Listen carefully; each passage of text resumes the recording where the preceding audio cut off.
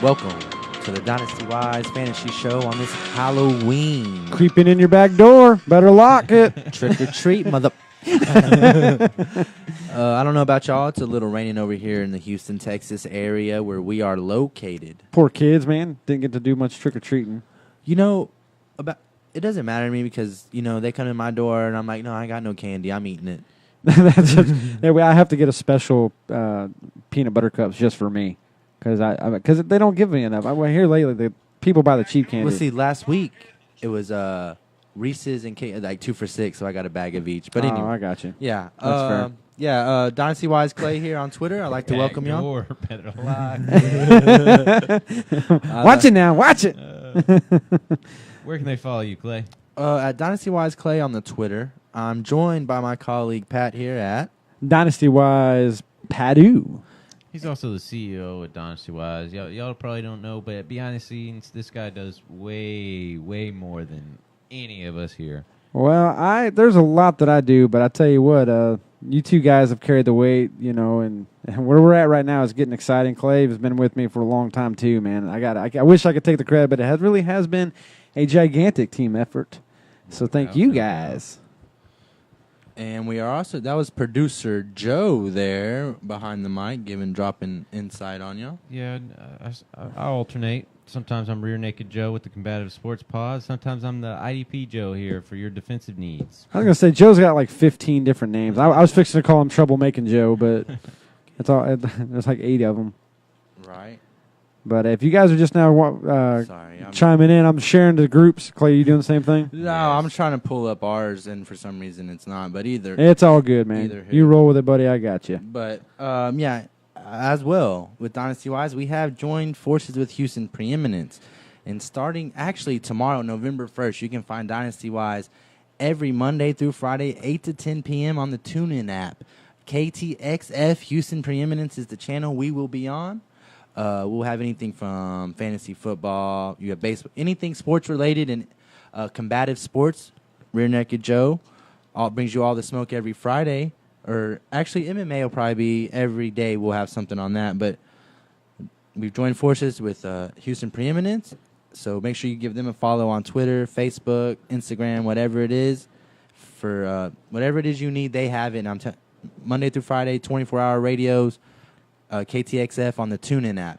Yep, and I'll be sharing that. If you guys are listening right now, I'm going to be sharing that link to you guys in just a second so y'all can go and check it out right off the back. That'll be coming at you. I'll be posting it to our Facebook page. And most of you guys I know some of you guys are in groups and all that, but it should be coming at you here in just a couple of minutes. Like I said, again, I'm going to make sure I share it. I know I'm repeating that a lot, but I'm trying to get you to hang in there just for a couple of minutes. Yeah, we're here. All right, guys. You'll be able to find us on KTXF. Just another reminder, we'll be on 8 to 10 every day, Monday through Friday, and then you'll catch us with your fantasy needs on that early morning 6 a.m. slot. Bright and early, guys. Oh, yeah, that's gonna help a lot of you guys out. We're still planning on doing the pod, but that's going to be an earlier spot in the morning on Saturdays from 6 to 9, like they had mentioned, but also we're still going to kind of do our Q&A. As well after that, at least in the beginning, to help you guys transition. But we'll be answering a lot of stuff, but that's Saturday and Sunday mornings. Right. And before we jump too far into this wonderful show we're about to bring you on Halloween, this Halloween show, we have to give a special thanks to one of our sponsors, Two Mules Tavern. Dude, I love those guys. Yeah. Colin and all the crew out there, you guys are doing some great things, man. I love that place.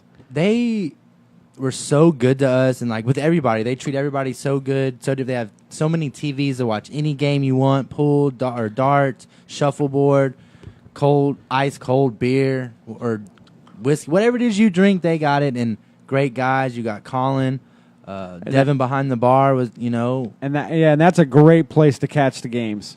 I love the big tables they had, but not only that, the shuffleboard was free. A lot of places sometimes you have to pay for that. Yeah, we'll fight over paying for shuffle, but I'm just kidding. Yeah, great place out there. Y'all need to check it out.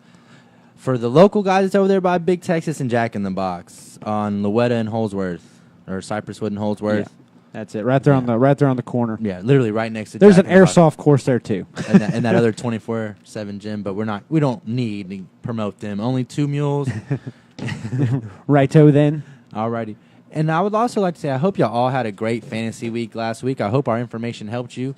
If we had a few misses, I'm sorry. We probably missed some on our team as well, so we're right there in the same boat. Yeah, that's a good point. We don't advise anybody out there. Yeah. We don't advise them on anything that we're not willing to do ourselves. And it's Halloween. We're gonna do us a little drink. Yeah. Celebrate. Yeah. We're celebrating. We're having a good time. Our loyal listeners. Raul, I don't know if you're out there yet, bud, but I really appreciate you asking if we were having a show. That shows at least one person out there cares about what we do. Yes. Thanks, buddy.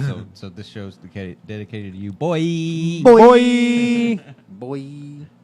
Gentlemen. All right, let's If get you in didn't it. know, Now you now you know. know. Lock your doors. So let's jump right up into this. Sorry, it's getting weird. Really That's weird. what you said. We're related, man. Let's jump into this. No, I mean, that's his literal words that he said in the intro. You can go and rewind it back whenever you watch it again. That's his literal words. That's what I'm saying. And I was like, we're related, man.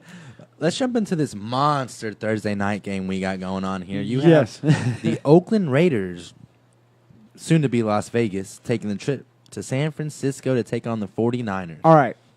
I'm going to ask you guys, and because, Clay, you said their name first, so I'm going to ask you. What the hell are they doing? Which team? Oakland. Oakland. Yeah, what are they doing, man? Do you think they're in a full tilt rebuild? Look, there's going to be a lot of turnover. Gruden wants to get his guys in there, his team. Look, they gave him 10 years. So you have to say minimum. He's going to have to minimum 5 years he's got, I would think, maybe even 7, depending on how, 5 if they're doing really bad. But he's going to do what he wants. But if you think about it, they've already acquired 3 first-round picks for 2019. They have 2 in 2020. So even though he's trading all these players, they should be able to be back at the, they still have all the assets. And I think he's just he wants his imprint on his team. Fair enough. And that's a good point. It's because I felt like he didn't have a bad base to start with Khalil Mack, David Carr. I don't mind him willing and dealing. I mean, he did get a lot of first-round picks, though, for Khalil Mack. And I get that. I mean, it's, everybody thought Jimmy Jones, or Jerry Jones? Jerry Jones. Not Jerry Jones. Jimmy Johnson. Sorry, guys. Jimmy Johnson. Hey, that shot got to me. Settled down. But that's what he did. I mean, when he traded Herschel Walker back in the day and picked up Emmitt Smith, I mean, he made a lot of big moves back in the day. It's a very similar strategy is what I'm kind of seeing right now. Yeah. It's crazy. And then, they had the talks. It didn't go through that about trading Derek Carr, this and that. That one, to me, is a little more far-fetched. I believe Derek Carr is a franchise quarterback, and they're hard to come by. So I don't see trading, especially at his age, so young. You don't trade him. No, that would have been a red flag, and I'd like, whoa, John, have those Coronas and Hooters Hot Wings gotten to your head? I was gonna say because you still have. I mean, there's Amari Cooper. I can understand he's been underperforming. You brought in Jordy Nelson. I feel like they didn't believe in what they were doing with Amari Cooper. Right. Which we'll dive into all that. Yeah, we'll dive into He Amari made Cooper out with later. the steal. Gruden's go. Yeah. He got a first out the Cowgirls. He did. You can't out of Amari Cooper. You can't argue it. I mean, Yeah.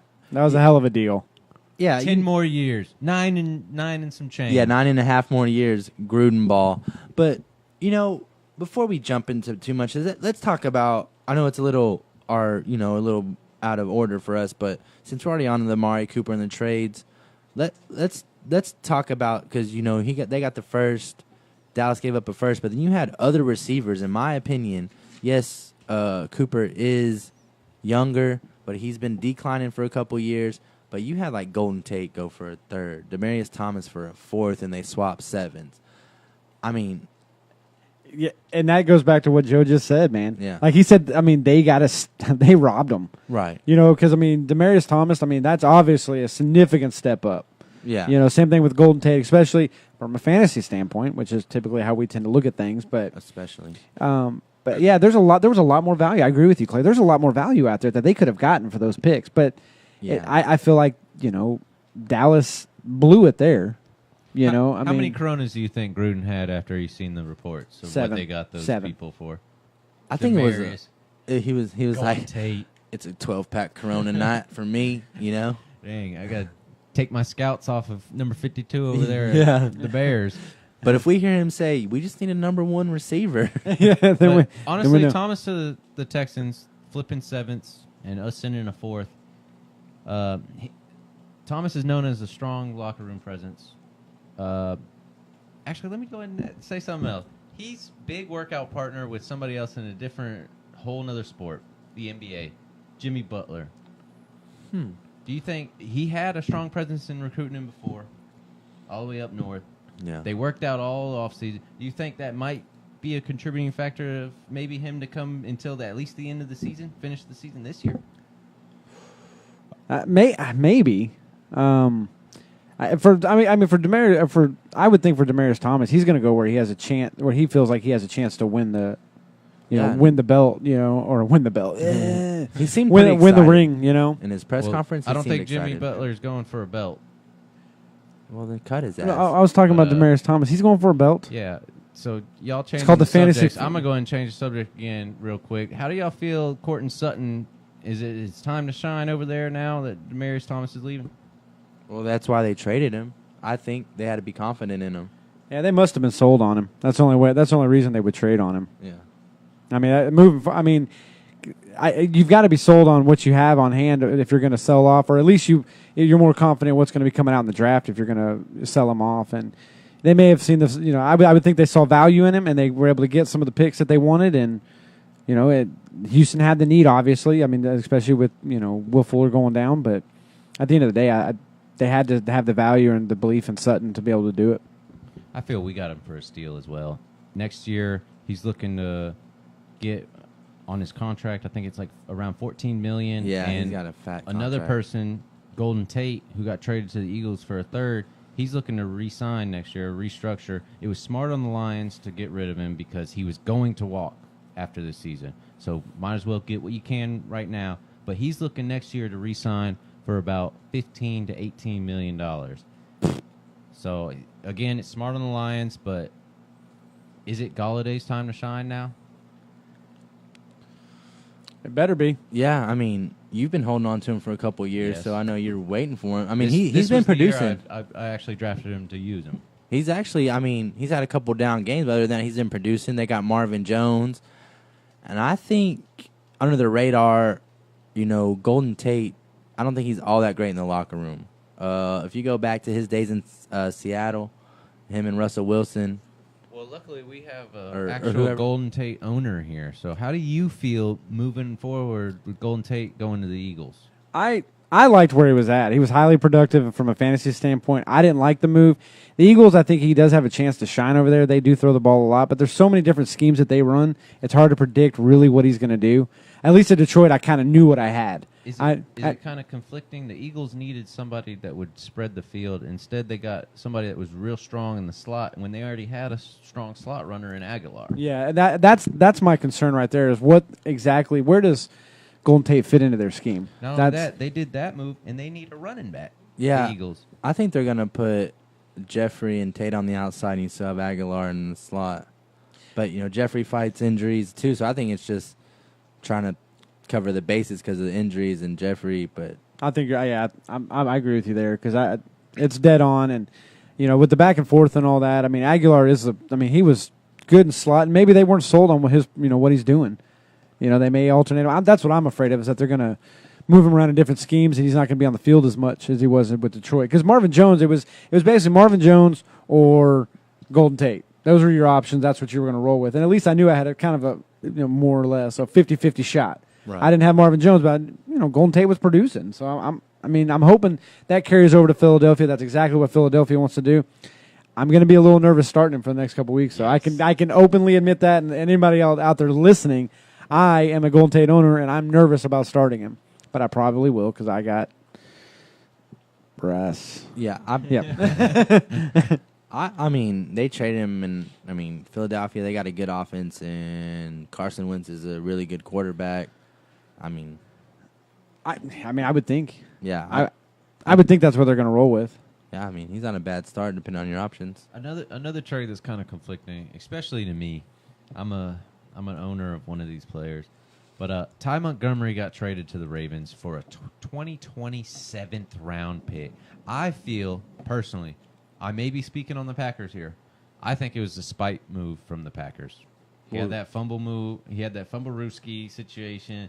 I think it was get something now while you can. They have a running core that they're trying to utilize more and more. With Ty Montgomery out the picture, it's going to have to show the backfield a little bit more of what they're capable. But Ty Montgomery going to the Ravens, is that a positive or is that a negative effect against Alex Collins and Bucky? As an Alex Collins fan, as a Alex Collins owner, Bucky's already been hurting into my. Ty Montgomery is that player that's just going to come in and get at the receptions. I think he actually could complement them very well because he can do. He was a wide receiver in college, and they converted him to running back because they didn't have one because of injuries. So I think here first, folks, he might switch back to receiver for Baltimore. They need receiver help. They do. So you can maybe put him at the slot. Yeah, slot him, or you can still put him and Collins on the field at the same time. You just put Montgomery out wide. So does that help Crabtree? Them looking to cover the middle. I think it would hurt Crabtree. Yeah, they, maybe. What's his name? John Brown. He's come on pretty strong. And then if I was an offensive mind, I would still have Collins and Buck Allen in your backfield because they're still 1-2. They're productive, and you put Montgomery. You can have Montgomery, Brown, and then Crabtree, and you have a pretty potent offense. Flacco ain't the greatest quarterback, but he's won a Super Bowl. He is not. Yeah, but maybe they're getting something in place for Lamar Jackson. They've utilized him a lot in trick plays and all kinds of other things. They're roping him in, yeah. I see, but to me, a lot of that's eating into running back. Yeah, that gimmick shit, honestly, that means when you bring him out, everybody's going to know, they're going to do something. Something wild's about to happen. You're asking to hurt him. He's not a very big dude. It's one of those things like they're running the ball. Yeah. You can just, all right, man, cover that gap. Lamar's going to get the ball and run it. It is what it is, but the thing is, not only is it a 7th rounder, it's a 2020. That's just how lowly they thought of Ty Montgomery. The rumor was he was told, take the knee if it's in the end zone, and he disobeyed. Went out there, and then not only did you not listen, like you fumbled the ball and cost them, Aaron Rodgers a chance. You know what? You cost me as a fan to watch Aaron Rodgers try to win the damn game and march it down the field, man. That's it's such a smack in the face, for them to do that. It's like we're going to get something for you, but it's not going to be much, and we're okay with that.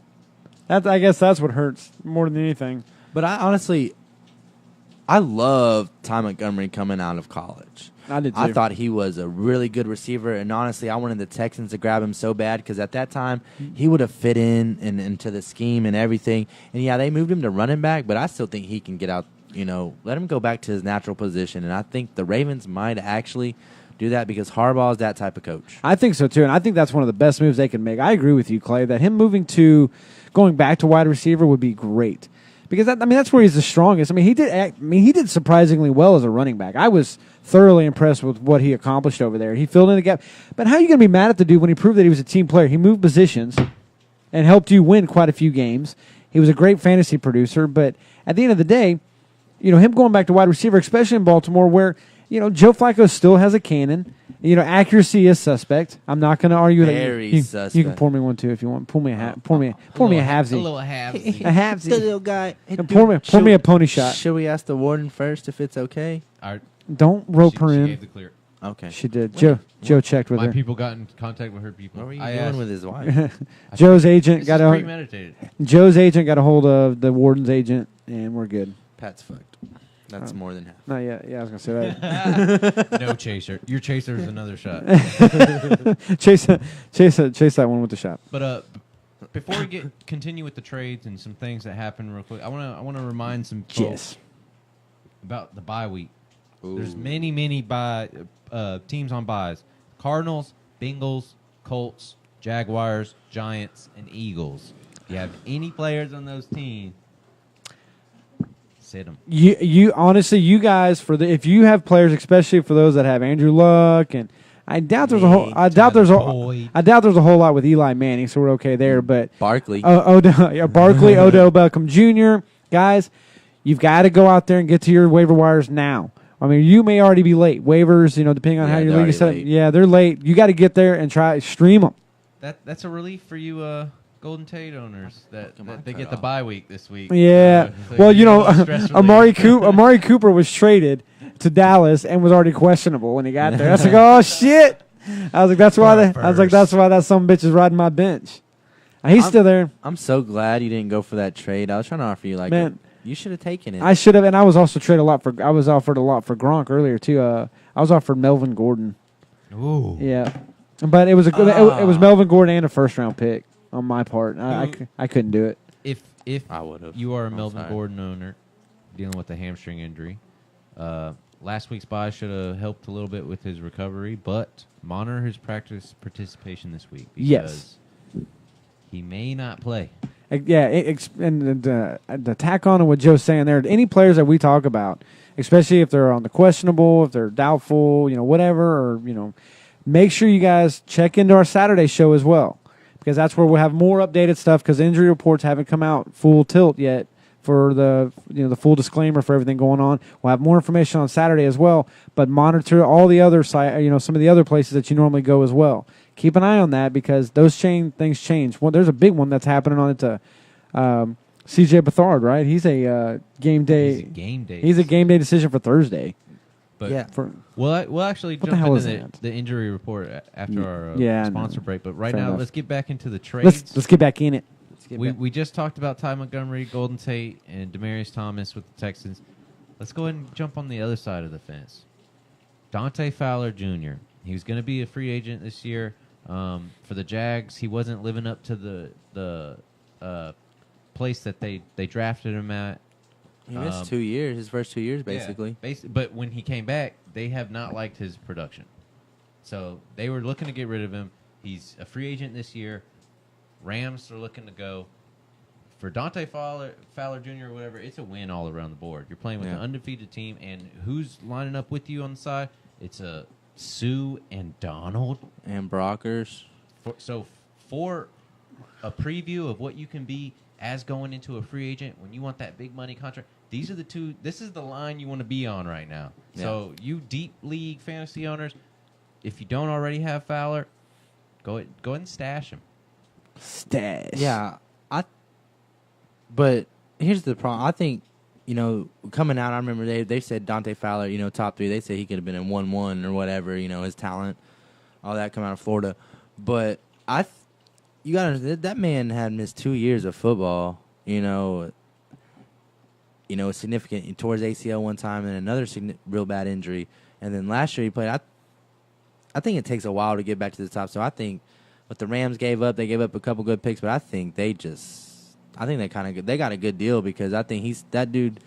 I don't think he's a presence. He hasn't really reached his potential yet, and I think he's still gonna reach it. And sometimes you just need that change of scenery. Things been getting wild in Jacksonville. We saw what happened in London. And at the end of the day, what the question boils down to with the Rams: did they get stronger or weaker because of this guy? Stronger. That's one of the best defenses in the NFL. How does that not scare the hell out of people? A big thing. Fowler doesn't have that pressure of the organization breathing down his neck to produce the way he had. Now he's got free agency on the horizon. Do what he you want. He just has to prove. Yeah, he just gets to go in there and play football. And with Donald and Sue on the lining up with you. He's going to have one-on-one. This is your time. He should have one-on-one every time he goes. So, and he's, like you guys said, he's a top-ranked talent. How do you not? That defensive line just got that much scarier. It irritates the hell out of me. The good teams get better. You saw teams making moves. As a Texans fan, when they traded for Demaryius Thomas, I damn near shit my pants. Yeah, they don't do stuff. No, they've don't. Never done stuff like this. Yeah, that was a shocker across the board because that's something that they don't move and shake. I thought that I hate to bring up Ed Reed, but I was excited about Ed Reed at the time. I had high hopes about it. We got burned, but Demaryius Thomas, though, that's a big name, dude. That's an all-pro wide receiver you just picked up, man. You know what? It'll even go back to the offseason when the Texans signed Tyrann Mathieu. They don't do that. They normally sign guys past their prime, Ed Reed, Amon Green. Yep. But the big thing was with Honey Badger is he wanted to come here. Yeah. He turned down a $21 million Couple chance years, to go somewhere else and came here for like a $7 million prove-it deal. Yeah, which lately he's been proving it. Yep. But backtracking what you had said previously about the better teams getting better and they're eating. If you're in a team defense, which I dislike, We're doing it. IDP We're doing is the way to go. I guess we're doing Time this. to switch. But if you're in a team defense league, you may want to keep your eye on that Redskins defense. They currently just got Clinton Dix, and Pro Football Focus ranks both Clinton Dix and DJ Swearinger as the number 1, 2 safeties in the league right now. But another thing is, I feel like it was a little foreshadowing previously when the Redskins played the Packers. Clinton Dix had picked off Aaron Rodgers, and on the sideline, lo and behold, who is it? The only Redskin player out there who's hyped up, and he gives him that big slap. It's DJ Swearinger. I feel like they already had that previous chemistry. This might be a big defense that you need to worry from here on out the rest of the season.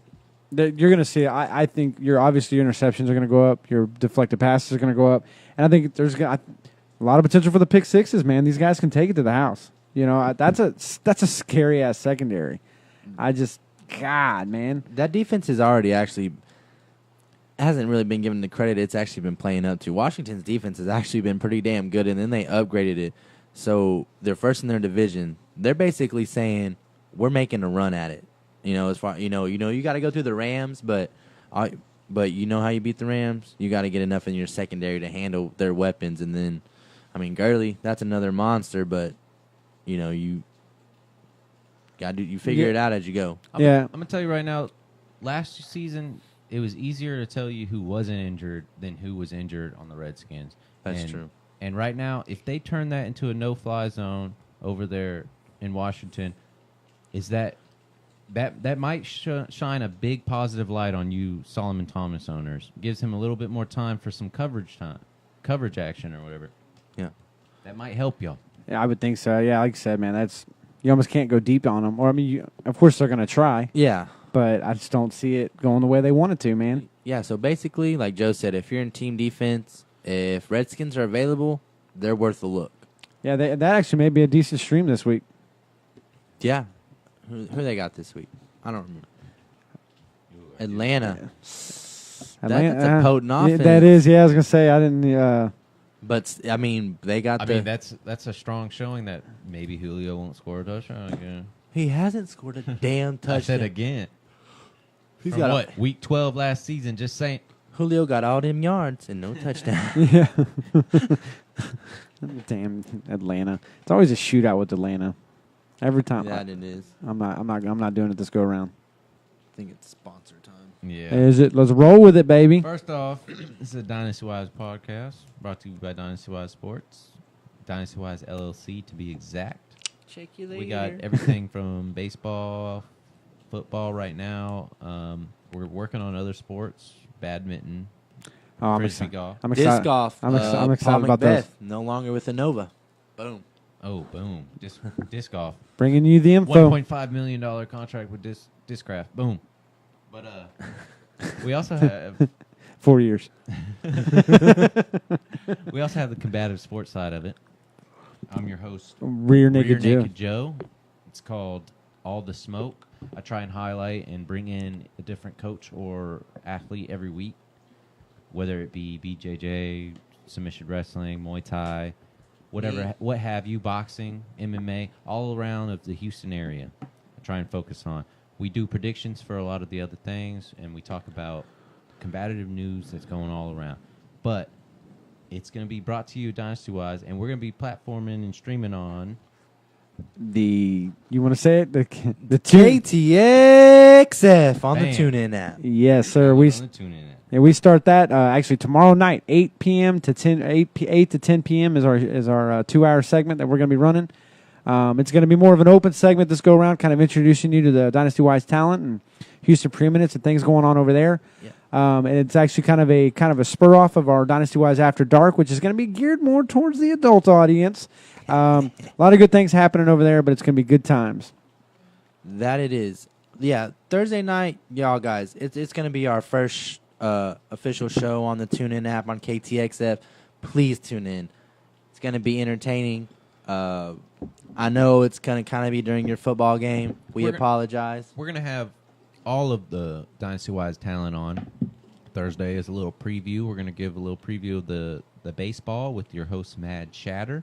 We're going to have the After Dark leader right now, who, if you haven't met him before, you better censor and hide your kids around. Hide your kids, hide your wife. It's Jeff Rowe, who on my Combative Sports Pod, he goes by Mashed Potatoes. Hey, guys. Only the true martial artists in the world, the secret belt past black, know about him. But he's your host for the After Dark, and then you've got Rear Naked Joe, who's going to be doing the Combative Sports Pod, and then a bunch of us have teamed up, and we're doing the fantasy section of it, IDP and your DFS. We're about to start beat. Yeah, we're gonna start working with Mr. Chris Kennedy. Yep, he is a counterpart to us. We're excited about that. We're gonna start communicating some things with him and trying to roll him in and get him when we can. And again, that is Monday through Friday, 8 to 10 p.m. Saturday and Sundays is 6 to 9 a.m. I know it's a little early for you folks, but some good info. But hey, you're already up or that early, setting your lineups on the throne. You should be. Tune in. You should be. Hey, you see the shirt? Oh, you don't see it yet. We're not on camera. We're on Houston Preeminence. You will see the shirt. We'll show you the shirt in a second because we know what you're doing at 6, 7, 8, 9 o'clock in the morning, man. You're setting your lineup. You're looking for info. We got your back. All right, we got you. You got the questions, and hopefully, we have the answers. Dynasty Wise with that Nasty Wise info. It's so nasty. If you're in the Houston area and you're looking for something to do, November 11th, we are going to be at Two Mules Tavern. We're going to be doing a big thing for charity of what charity is it? It's going to be Camp Hope. They are actually unaware that we're doing it right now. But I'm hoping. I'm actually going to try to see them this week and try to set something up to have some representatives out there, and maybe come and give some support. But and some of you know, some of you don't. But actually, Dynasty Wise is a 100% veteran-owned company. So this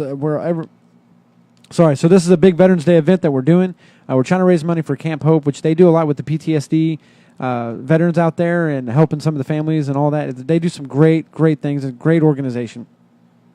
Yes, sir. Thank you very much for all that and all they do to serve this country and help our veterans. And actually, I believe we were told it by Two Mules that for every second drink, not the first drink, but the second drink, after someone gets a second drink, that half that money is going to go into the fund for Camp Hope, which is pretty damn cool. So please come on up to Two Mules Tavern in Spring, Texas.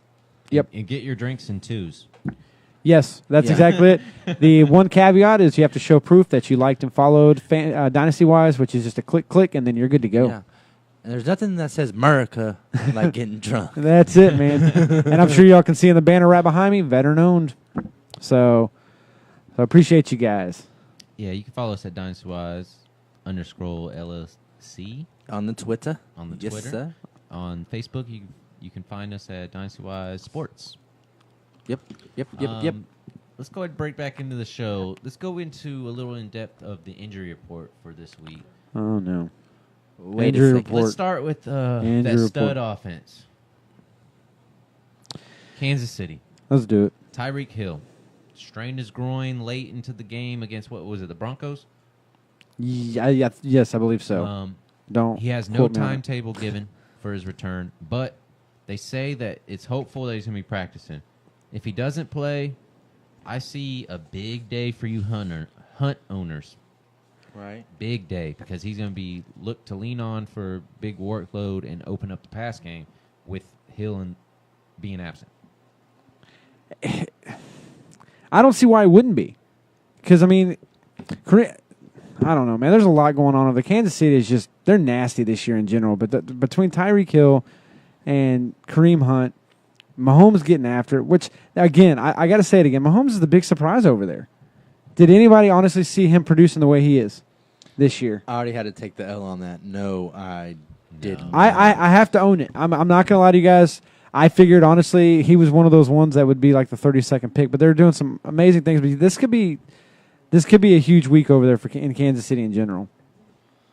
Especially, well, unfortunately, there's some questionable. On the Tyreek Hill thing. Do it. Get it. He's likely to practice, though. Yeah. Just pay attention. But I'm just saying, in the sense Yeah. that he leaves, it's a big day for you hunt owners. Yeah. Hey. The thing about Tyreek, if his growing is not 100%, he's not going to be as effective as he really is, and he's already a big boomer bust player. Yeah. He'll produce, and then he'll disappear for a while. So You can only throw it deep so many times.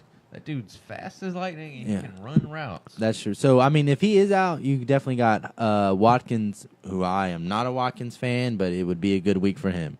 Personally, though, groins, hamstring, they're lingering injuries that I try not to work with. Unless your name is Brashad Breeland and you play with a torn MCL and a strained groin for 6 weeks on end and produce. I don't trust him. That's kind of a one-off. Not everybody's cut from the same cloth. Yeah, that's it. I got kids to feed. Yeah. You know, I mean. Hey, before we dive too further, I just want, Joseph, I see what you're saying, Chris Godwin or D. Moore. Do you mean DJ Moore in Carolina or David Moore in Seattle? If you could just let me know that, then we can definitely give you the correct answer. You want to go ahead and give both? In case hypothetical situation, it's David or... Yeah. I'm going to say DJ Moore has the potential right now, but Godwin's, I mean, played the hot hand. Yeah. I don't know what he's been doing the past 2 weeks. I haven't been paying attention, but the weeks before that. Yeah. And they made the quarterback change, but I think that benefits that also depends on CJ. He's a game-time decision, so, yeah. You might want to monitor that hard. Godwin, Tampa, not Goodwin. Oh. Yeah. I was thinking Goodwin. Yeah, no. And they made the quarterback change. Good. But yeah, DJ Moore, I would be more likely.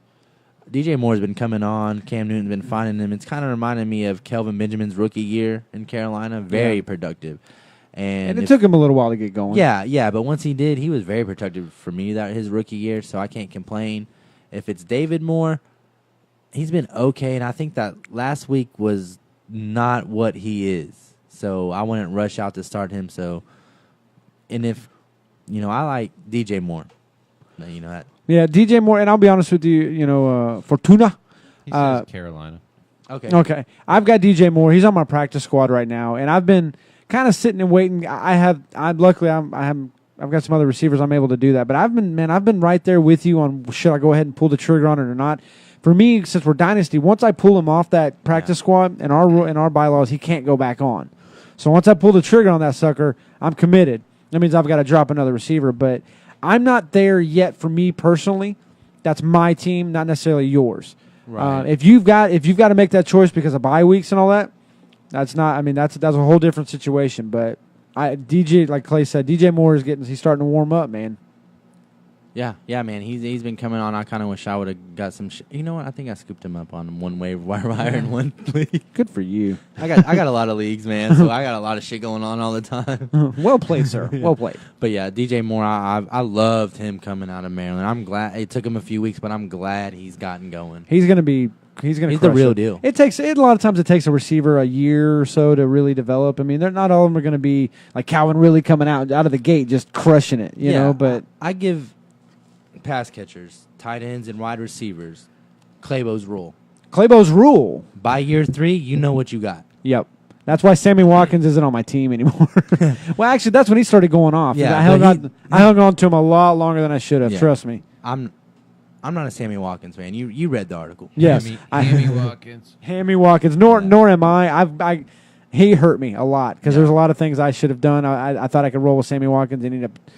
Where did he hurt you, Pat? Where did he touch you? You tell me where he touched my pooper. Show us on Manziel. Yeah, don't touch JJ. Manziel. Where's his heart? Oh, that's right. He doesn't have one. It's right there. Nailed it. Todd, getting into your question, I actually want to open it up with a little section of our injury report that I had. Let's do it. Latavius Murray, as well as Kerryon Johnson owners. If you're out there, if you're tuning in, listen up. Pay attention to the status report of Dalvin Cook battling his hamstring injury, as well as Theo Riddick with his knee injury, to see how they will play into your players' matchups these coming up weeks, because they may be coming back here shortly. So I did a mega league first time. It's the only redraft league I am in this year. I'm not a redraft guy. Hate it. Dynasty all the way. All the way. But we've gone over this. I'm actually in 6th place, and I'm going to make the playoffs. It's a fucking miracle because I drafted Le'Veon Bell first, Dalvin Cook second, and Devontae Freeman third. Damn. But I have picked up Latavius Murray off the waivers, and he has saved my ass a couple of times. So I'm actually, until Cook comes back and shows me he's ready to play, I'm holding on. I'm still rolling with Murray. And I actually I agree with that.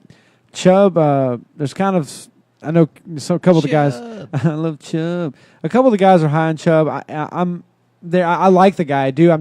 Right now I'm still kind of on the fence with him. Jordan Howard, dude, that's an awful situation. That actually brings us into your question, Todd. Yeah. You're asking us PPR league. We just gave you a little insight on Latavius Murray and Kerryon Johnson, watching out for Theo Riddick and Dalvin Cook. Bingo. Going into Todd's question, he's asking PPR. He's got to sit one. Kerryon Johnson, Latavius Murray, Nick Chubb, or Jordan Howard. And which is, I feel bad for you. I'm going to tell you right now, I feel bad for you, but not as bad because I'm a Devontae Freeman and a Le'Veon Bell owner. Me too. The best thing that's happened to me this season is Phillip Lindsay. And I traded him away. And he went off. I mean, Phillip Lindsay's having a hell of a season. I don't feel bad at all for you right now with Howard underproducing because Nagy already foreshadowed what was to come. He wanted to implement Coheen more into the offense, and this was preseason that he had stated this. It didn't really happen until, 5 weeks in that he actually started implementing him like he said he would. Yeah. And it's making Howard produce less because he's not getting fed as much. When Howard is he's a low end running back one. Yeah, in my book, I think he's underutilized. I don't think they Big know. time. I don't think Nagy. He might learn and read. Might be a great offensive mind, but I don't think. I think he likes them versatile players. First 2 years in the league, Howard's over 1,000 yards. His rookie year, Zeke got They got rid of Langford because of him. Yeah, Zeke got all the hype and all this, but Howard is right there behind him. You know what I'm saying? So in my opinion, I don't think he knows how to use Howard, but it's hard to sit Kerryon Johnson right now, but he has the worst matchup this week out of all 4 of your running backs, Todd. Your boy Chubb has the best matchup against the Chiefs. They give up the most points to running backs. Taking that title over the Cardinals, by the way, which I didn't think was possible. He just wants to sit one. Yeah. I think it's going to come down to Howard or Johnson. No doubt. Yeah. I love Chubb. I'm leaning towards Johnson. Yeah. Sit Johnson. Yeah, me too. He's got the worst matchup against the Vikings, and honestly, I think I love Kerryon. I need him to produce for me in the league this week, but I still think out of those, I actually have Johnson and Murray going in the same league, that Yahoo league I just mentioned, and I think out of those, you sit Johnson. Yeah, I'm a lean towards Howard. Sitting Howard. I see that. And that's just mainly because, one, it gives you a second opinion on it. Howard, unfortunately, like for all the honestly, I'm a piggyback of what Clay said. For all the points that Clay said, I mean, it's like they don't know what the hell to do with him. That's the reason why I would sit him. But that's just to close that up real quick. But he's 3 years in the league. He set the Bears' rookie rushing record with 1,300 yards. Mm-hmm. Became the second youngest Bear to eclipse 1,000 yards in a season. He was second in the league his rookie year. I mean, no other way to put it. Underutilizing. Yeah, I mean, the guy's got the skill set. There's no question that he's got the skills. This all happened before Nagy. Yeah, so that's what I'm saying. Is it Nagy? Is it Howard? Is it Nagy? You might want to... I think it's Nagy. Like I said, he might be a great offensive mind. And yes, you have Cohen, but you should be able to utilize them both to make them even better together. They did it, a couple of years ago? Yeah. I mean, it was last year. Yeah. They did it last year, and it worked out beautifully. Exactly. Because, it was the 1-2 punch. You didn't know what the hell to do because a lot of times, you see them shift a running back in or, they shifted. It's like, okay, well, we know they're passing the ball or they're running the ball. But when they were in, they could run the ball or pass the ball to either one of them at any time and just dog you. Final report for Todd. PPR, sit one. Kerryon Johnson, Latavius Murray, Chubb, Howard. I'm going to say right now, Howard against the Bills takes it over against Kerryon Johnson. I'm saying for me, IDP Joe may not want to listen to me because I'm defensive side, but offensive side, I'm saying sit Kerryon Johnson this week. I'm sitting Kerryon Johnson. I think Detroit's going to get behind and have to throw the ball. Yes, I think Kerryon, what is PPR? You'll get points for receptions. But, I think Chicago's going to get up on Buffalo and start running the ball a lot with Howard, so I'm going to sit KJ as well. And I don't blame you on that either. I'm sitting Howard because, again, I think he's underutilized. And I can't, like Clay said, we can't sit Chubb because the Chiefs are just, everybody's having a heyday on their, against their run defense. So that's a given to me. Lions give up the 6th most points to running back, so I'm not sitting Murray either, especially with the past 2 weeks he's been playing. There's no way. Yeah, especially, and that's another thing to keep out on Murray. Keep an eye on that injury report because Dalvin Cook, he's questionable, like Joe was mentioning earlier. Keep an eye on it because that does change things if he does play. I don't know if he is or not for sure, and I'm not going to sit here and say, oh, yeah, he will. I don't know for sure yet. Those reports haven't come out just yet. I got to say, Jeremy's asking. He's coming in. He's tuning in. Thank Hey, you for tuning in. He's Jeremy. asking, H-Town, baby. is it time to give up on Galladay? He's been a huge bust the past few weeks. I'm going to tell you right now, we talked about it a little bit earlier in the Tate trade, but this may be the time that Galladay shines. He's now the wide receiver 2. It's Babytron time. You can almost argue he's wide receiver 1. I honestly believe Galladay is Matt Stafford's first read.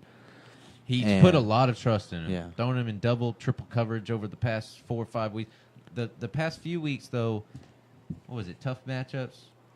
Yeah, they were a couple I'm of a tough Galladay owner, and I haven't played him, and I've been making the mistake. And I'm a Golden Tate owner. Him shifting over is changing, but Marvin Jones, it was alternating between Marvin Jones and Golden Tate for a long time. I don't see I think Galladay may actually take over more of the quantity of receptions over there. He may very well take over that role. I think this is his time to shine. I think now that Tate's gone, he's got a good solid. I think it, like Clay's saying, arguably 1 and 2. That's how it was with Golden Tate. Golden Tate got more, but Marvin Jones got more of that deep threat. But Golden Tate took a lot to the house. But Put trust in Galladay moving forward. Y'all want a fun fact? Fun fact. Go for it. I hope it's fun. What is it? Jalen Ramsey is actually dating Golden Tate's sister. Oh, shit just got real. That's right. I know my knowledge, motherfucker. That's called. He just moved closer over there. Hey, Golden Tate ain't afraid to punch a motherfucker. You know what No, I'm he's saying? not. That's why he's on my team. Sister fucking right. But That's why I had Andre Johnson for so long. Yeah. I want to go ahead and shout out Jeremy. What's up, bro? We're Texans fans. We live in Houston. Hopefully you follow Houston Preeminence and Dynasty Wise from here on out. We hit on the Thomas trade a little bit earlier, but you weren't tuned in, so we'll go ahead and hit it again. Let's roll with it, baby. Yeah, let's do it. I think, I don't want to speak for my other doctors here, but Nice. Well said, sir. Demaryius Thomas for a 4th-round pick after losing one, that was a steal. That's the move. I think he's going to help the team, him and DeAndre Hopkins. And then if Kuti can stay healthy, you have a potent offense. Lamar Miller has been running the ball lately pretty well. But I want to segue this into why didn't we, what's it called? Kick the tires on Jordan Howard, the Texans. I mean that's a valid question because since he's underutilized, like we talked about with the Texans, he's underutilized and he's that. I mean, I think it would have fit the scheme pretty good. I mean, because right now you're rolling with Lamar Miller and Alfred Blue. Obviously, most people know Foreman's still out, but I am upset that he didn't kick the tires on that. I mean, that would at least kind of figure out what they want, and they may have, and they said no, they want the a 2nd-round pick or 1st-round pick, and that may have been too high of a price to pay. But I'm in agreement with Clay on that, Jeremy, man. I like the Thomas trade. I think that's just another weapon that Deshaun Watson not only needed, but wanted. I think he wanted that role. There's not a lot of durability issues there. I think that's been what's been plaguing the Texans for a while now is, injuries this, injuries that. But with Deshaun Watson, what he's able to do, Demaryius Thomas opens that door to be able to do some damage. So I'm excited about it, especially at the steal we got it. If Amari Cooper's going for the 1st round, Demaryius Thomas could have easily have gone for a 1st-round pick. I would have loved us going for Tate, but I recant that because looking into it, We made out with the steal with the contract-wise issue afterwards. He's already locked up next year to make about $14 million, and Tate's going to be looking to get about $15 to $18 million on a re-sign. So we're making out big. But the big thing with Demaryius Thomas, I'm going to tell you right now, stats don't. I mean, sometimes they lie, but stats don't lie. When somebody gets traded from an organization or whatever, or they go to free agency, when they play against their old team, they usually have a big game. And lo and behold, right off the bat, they just traded Thomas, and the first game is against that team. You want a bold prediction? Get it. What do we got? DT with 2 touchdowns this week. Ooh. Oh, that's bold. I'm writing that down. I actually believe it, though. Bold? Write it down. 2 TDs. Joe, believe in this, too. Ooh. Actually, that brings me to my next point. Now that we're getting the shots. Hey, Raul is tuning in now. Boy! Glad you made it, brother. I gave you a shout-out earlier. Yes. We definitely actually appreciate did a shot for you. Yeah. Hey, you know what? We'll he take says, another one. What up, boys? And that's why I said go ahead and pour them up. Oh, dude. All right, we're gonna get with our T-shirt guy. We do our. By the way, I'm sure y'all have seen it. We do we get our shirts, and that's how we keep the doors open. By the way, but we're gonna get some boy shirts, man. Boy, I'm standing up for you. Check it out right there. That's where championships are made, on the throne. Yep. Tinkering, taking a tinker stinker and messing with the line. Yeah, you guys know that's where you guys are laughing right now. But it's like, oh shit, that's exactly right, because that's exactly how we made them. These are our fantasy days. Not literally, we weren't on the shitter when we made them. Actually, when I sent the idea in, See? I was on the shitter. The idea. I was like, why do I look like a 5-year-old? I just saw the delay on there. Pat, we said stand up. Oh, I was still squatting. If it was a Chad, it little. doesn't I poured count. too much. I was still squatting a little bit. Dude, stop doing that. Chad's fans said stand up when you talk. So mean. So mean. The funniest part is Chad's like 3 inches shorter than that. But back to Raul Boy. Boy. He's asking Ridley or Moore rest of the season. PPR. DJ Moore's getting a bunch of hype. He is. That's actually a tougher call. If you asked me this, both. yeah, I was gonna say if you asked me a few weeks ago, I would have gone Calvin Ridley all the way. But DJ Moore's starting to get more and more involved in the offense. I personally still like Ridley because Matt Ryan's throwing to him. Perfect. Yeah, I mean, because Matt Ryan. I mean, everything over there. I'm not doing it. We'll save it for Saturday. But almost every game in Atlanta is a shootout, and Julio Jones sure as shit didn't get the touchdowns. So. What? I got Julio, and I need him to get. Yeah, I know you do. I know you do. Shit ain't gonna be getting any. Of That's what, how many touchdowns has he had so far? Goose egg, man. He ain't gonna be getting any touchdowns against the new no-fly zone and Redskins. That's right true now. too, and that's what I'm saying with Julio Jones. Yes, I would love Julio Jones to feed too, except when you play me. But he's not getting them right now.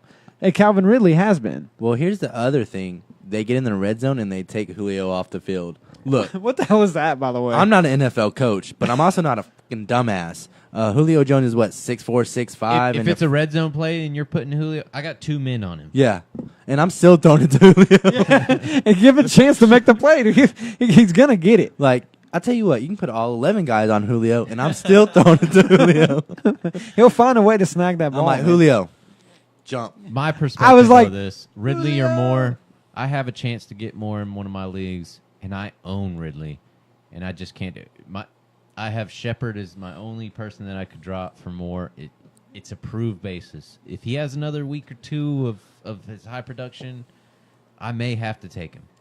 But I own Ridley, and I have not made a move for Moore, and he's available. Yeah, for the rest of the season, because that's the question. Rest of the season PPR. If you're just gonna, it's like if you, all right, man, I'm shutting off my phone and I'm going away. I'm just leaving my roster the way it is. I think Ridley is the way I would go. We'll see in a week or two, though, Right. because Moore's got that prove-it time now. Yeah, Moore's definitely been coming on the past 2-3 weeks. Yeah, he's getting heavy. But Ridley, I think, leads the league in receiving touchdowns. And Bam. Ridley is. I'm a big DJ Moore fan, but I'm rolling Ridley for now. And if I was you, I don't know what you would have to give up if there's a way you could have both. I don't know really what's going on, but that's kind of how I would try to approach the situation. And as long as Matt Ryan's throwing Ridley the ball, I'm rolling deep with Ridley, man. Rest of the season's a little bold to call, but Bold! for now, Yeah. week or two moving forward, we're all unanimous. Ridley. Ridley. Yeah, which is He's rare. probably got a trade deadline coming up, I Oh, guess. yeah, that might be. Oh, Yeah, that's a good point. get with us at the end of this week. Yeah, you. yeah. Saturday morning. Yeah, make sure you check it, boy. Make We sure you got- check we got Saturday something morning, too. fitting for Halloween. I'm going to go into The Shining real quick. Here's Johnny. He's asking, does he start Demaryius Thomas for the Texans? I just gave my bold prediction 2 touchdowns. 2 touchdowns was the bold prediction, and I'm going to tell you right now, stats don't really lie unless it's sometimes. Stats don't Sometimes. lie. Usually teams playing against their old teams, usually players playing against their old teams, they do better in the season than regular game to game. Yeah.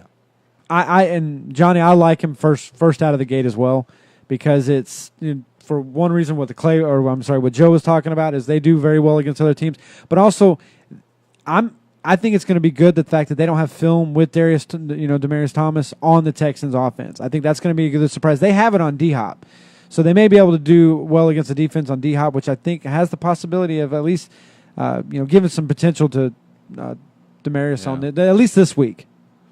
I like Demaryius because Deshaun Watson's a better quarterback than Case Keenum. Yes.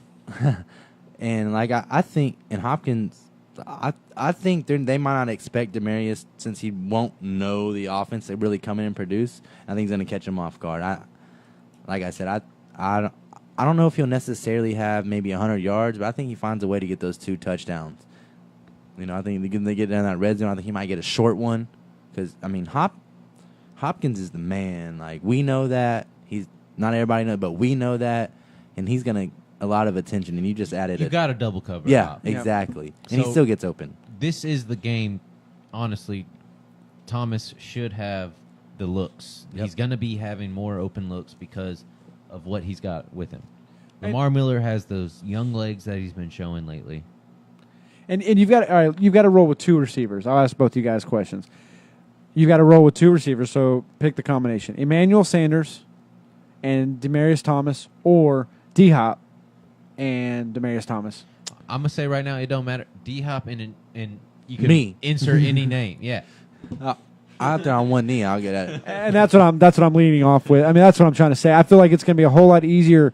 I feel like it's going to be tougher to cover them Yeah. because of that reason. Because D-Hop is so, substantially above all the rest of that. You D-Hop can't. showed the other week with the catch that wasn't a catch that he Should have is been a catch. the best receiver. Yeah, if Joe West didn't throw that that yellow flag. But What a dick, by the way. Let's go and take a shot real quick. Let's do it. We got giant Jonathan Light. He's just a tiny little 6'8" dude. Fucking little guy. We're going to do a shot and then answer your 2 questions you have for us. Boom. Boom. So DT's 2 touchdowns.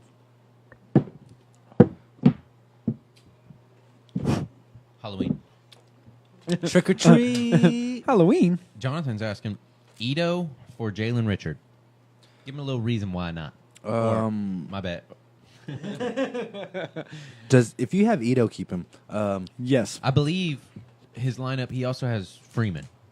Ito's his replacement while Freeman's out. Exactly. Freeman's still on IR. He won't even be back till at least like week 11, 16. 13. No, it's like late. It's even worse. Because he had to miss at least, Yeah, he's coming back. Oh my God! No, wait, who is it? No, he's coming back late. Either way, it's late, and he was still banged up before that. You can't trust Freeman. I went against my gut like I always do, and I drafted him in 2 leagues this year. Bell One was a and dynasty. Freeman here. Yeah, I got him in the same league. I told you, Bell, Cook, Freeman, first 3 rounds. Oh yeah, but like I said, it's Ito for me. Ito, however you want to pronounce it. Jalen Ranch. You thought Jalen Richard would come on, but then it was Doug Martin was getting the bulk of the carries and doing the work. And Yep. Ito's produced for me in a couple leagues, here and there. He's got me a few points, and I'm on the Ito side. I concur. For all the reasons you said, and I like it. Ito. I think Ito's eventually going to take over that role. Atlanta runs a 2-back system, even with Coleman and Freeman. Yeah. Now it's And Coleman him- and Ito. Him and Coleman have been complimenting. each other. Exactly. But he's also asking, he's in a dumb team defense league. Damn it, Jonathan. But I was just starting to like you, brah. He's asking, are the Panthers D worth grabbing? I'm going to tell you right now, I haven't really been paying attention because they've been falling off here lately on the D wise. But I don't like them this week against Tampa. They have been having trouble all season putting pressure on quarterbacks, and that's not good giving quarterbacks time. Right now, if you have the waiver wire pulled up, I'd say try and scoop the Redskins. And I was going to say, kind of what Clay was touching on too is, it's a tougher week this week against Tampa, because Tampa Bay has just been moving that damn ball and scoring points all over the place. Went back to Fitzmagic. I know it's a division game, but I think that sometimes can even make it even worse, because a lot of times either those are no points or it's a shit ton of points for everybody. Right. I mean, Tampa had one of the best offensive units with Fitzmagic, and they brought in Winston. They did what they could, but he cost them by his turnovers a lot of times, or else they would have still remained where they were. So I'm not sold on Carolina's defense.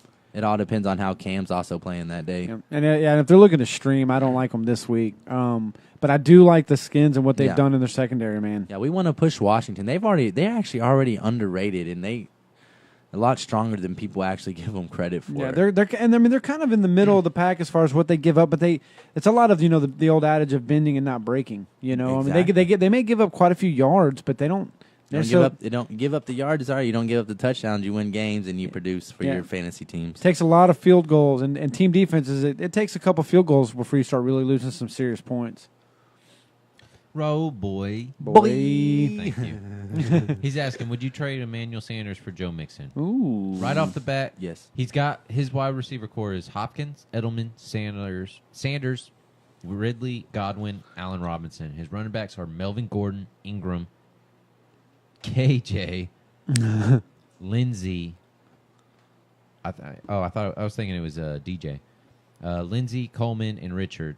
And right now, Joe Mixon's probably averaging around 20, 25 points a week, while Lindsey's getting about 18 to 25 points a week. But Emmanuel Sanders, his production may go down here in the future without Demaryius Thomas. He might get the double coverage now. Yeah, because now it might be a better look for Sutton. I'm going to tell you, if you got that trade for Mixon, that might be the move. I don't think it's bad, but at the same time, based on his team, I don't necessarily think it's necessary. I was about to say, it may not be necessary, but you could solidify that running back core immediately. Yeah, I mean, you're not you hurting. could flex Gordon, Mixon, Lindsey at all times, have Hopkins out with whatever receiver that you want to choose from. Yeah. No, I mean, that's it. I mean, it also depends on what you can start. Because look at that, he's got some good flex options too, man. That's what I like. Right now, you got Melvin Gordon. That's what I was saying. You know Melvin what? Gordon, Lindsey, and Mixon would be your start. I was gonna say typically, that's who. I'd do it. You already got D Hop. You got. And I think D Hop's only gonna get stronger with the Demaryius Thomas moving over. Maybe. I mean, maybe Ridley, Godwin as your second. That's what I mean. You're almost weakening your wide receiver core though, and I don't. But you might get more points with the running back core that you're running, the three. It also depends on what you can start. Like I said, I'm in one league. I don't even have to start a running back. It's like all flex. Oh wow! Oh wow! It's wild. But it actually saved me a couple times, so I'm thankful. That's true. And boy, what we're gonna try to do is we'll try to say it's standard quarterback, 2 wide receivers, 2 running backs, and a flex is what we'll kind of roll with. But that's what I'm always basing on. Yeah, that's kind of So what I like, I mean, because you can roll with. I mean, Edelman, yeah. Typically I'm going to roll with the except bye weeks out of the calculation. I'm probably going to roll with Hopkins and Ridley and hell, dude, having Godwin in your as a flex. Here's the thing. This could be the epitomal time or the optimal time. Hey, because he's got to trade to get rid of Sanders. He's got to say he doesn't produce the rest of the season because he loses Demaryius Thomas taking that slack off. Yeah. This could be the time to make that trade. And Joe Mixon has been consistently about 20, 25 points a week. Yeah, I saw him grabbing his wrist last time too. Sanders in that last game, I saw him like. But here's my deal with it. You're already at running back. You're going to start Melvin Gordon and Lindsey. There's no way you're benching Lindsey at this point in the season. I'm sorry. Way. He's too hot. And then you have KJ coming on strong. Ingram. Weekly, you're going to be matchup wise Ingram and KJ. Basically, who you're going to be throwing in. And I'm not sold on Ingram. I have him in the league, and I start him because I basically have to. My team's not. But I'm sorry, he came in, he had that one good week, and everybody's like, "Oh, what about Kamara?" And I was like, Kamara "Kamara's the needed real that deal, rest. bro." Yeah, Kamara just needed that rest. Everybody's like, "Oh, should I trade Kamara?" I was like, "Yeah, if Yes. you're an idiot." Yes, to me. Like, yeah. Actually, I did pick him up in a draft on a dynasty league. I traded Jerick McKinnon, my 8th and 9th round draft pick, for Kamara. McKinnon went on IR, and I'm first in my dynasty league. Good for you. But neither here or there. it's a tough trade for me because He's set in so many places. Man, I just don't know if you really need to do it. It's tough because I'm sure there's a trade deadline. Yeah. And he's probably getting ready to. I would think with that team, boy, that you're getting ready to. You're probably Make a run. Yeah, you're going to make a run at the championships, and that's one of those things that if you're trying to stack the team, and Hopkins is your only really legit wide receiver you can trust weekend. And Sanders. Yeah. I mean Ridley's been pretty productive. Because Godwin too. That's what I'm saying. Because he can roll with Gordon and Lindsey. I mean, he said it running back. He's just trying to strengthen that. But then the problem is the other problem is you can't start everybody. Yeah, that's the other thing. I don't. A lot of people have their buys. If you got Joe Mixon, that would solidify. Exactly. You would be running a 3 running back core. Yeah, that's all. Almost 4 though. You almost. Yeah. There's no way. There's no way you're gonna sit Lindsey in the way. That may get you more points than you running Hopkins and Sanders with your group you have now. So it may work out in the end. Because Joe Mixon, again, he's been average about 20, 25 points depending on your score. Sometimes, but okay. Here's the only thing I have. If KJ comes in and produces this week against Minnesota, a very pretty good against running backs, and he produces, how are you going to start benching him? Because the past couple weeks, he's trending up. So I mean, that's my only issue with it. Value wise, I don't think it's a bad trade. I feel straight up, it's a good trade. It's a legit trade. First of all, trading. Yeah. So, I love trading. So if you do this trade and say KJ comes through and solidifies that he's a running back one, now you have trade bait to get rid of Ingram and throw away KJ and solidify your running or your receiving core. Yeah, that's the only other thing I could think. You grab Mixon and then you're stacked, and I would try to go after another elite receiver. I honestly. feel like Joe Mixon's going to be steady with his points wise, and Emmanuel Sanders is going to drop. He's going to dip. It's possible that I doubt it, but DJ Moore may be out there. I don't know what kind of league you're in. DJ Moore, and here's call me crazy. Man. Yeah, that's what I'm saying. Who do you say you have? Allen Robinson? Yeah, that's on. But here's another Probably thing. drop him. Yeah, Sutton might be available. Ridley and Moore. But here's the other question. I would kick the tires on Julio. You're in a PPR league. He gets yards and reception. Yeah, he ain't getting the touchdown. He's due for a touchdown. But if he goes for fucking 10 receptions for 160 yards, I mean, you're getting points. As much as Matt Ryan is throwing that damn ball, how the hell does he not have any touchdowns? That's what pisses me off. They take him out of the game when they're in the red zone. I watched it. I was so mad. I watched he gets all them yards to get there. Yeah, that's it. It's like, dude, come on, man. Let him get the. How do you take your best red zone threat out of the game when you're in the red zone? I think it's a ploy for the organization to be like, hey, look, he can do this. Just imagine if you threw him into the red zone. Right. Imagine if you threw him in, trade for him. I did in the offseason. No, I'm not talking to you. I'm talking their actual organization. Oh, yeah. Their organization, the Falcons. It's a little preview that they're killing it. Yeah. He's getting all them yards. They take him out of the red zone. Hey, imagine what he could do in your red zone when you have him and you implement him. Yeah. I mean, they obviously got Ridley to take his place, but yeah. But I mean, don't be dumb. I think it was going to be that fast. Come on. Yeah. Don't be dumb. You're being dumb taking him out of the red zone. Come on, man. And they're doing that all the time. You said what? Yeah. He's a freak of nature, and you're going to take him out of the game. I'm sorry. Him just being on the field gives other guys option. You're dumb. Let me coach the Falcons. Yeah, seriously. Matt, throw the ball to Julio. Yeah. Done. My coach is give me my 10-year contract. Maybe they're saving him because that defense is so injured and shit. It could be. And that might be it. And that's why they're throwing the ball, because they're playing catch up a lot, or they're having to try to get ahead. But like we were saying, boy, is straight up. That's a fair trade. There's no arguing that's a fair trade. I say it's a little more in your favor. Yeah. Sanders is going to dip. Yeah, in his production. And Mixon is a RB1. Steady, unless he punches another person. He is their starting running Gender, back. I'm not gonna. Yeah, he's He straight. hit a woman. Let's be specific. I mean- he hit a woman. Because you could pretty much roll with him and Melvin Gordon and be set. If you wanted to, or however you want to do it. I mean, it's a fair trade.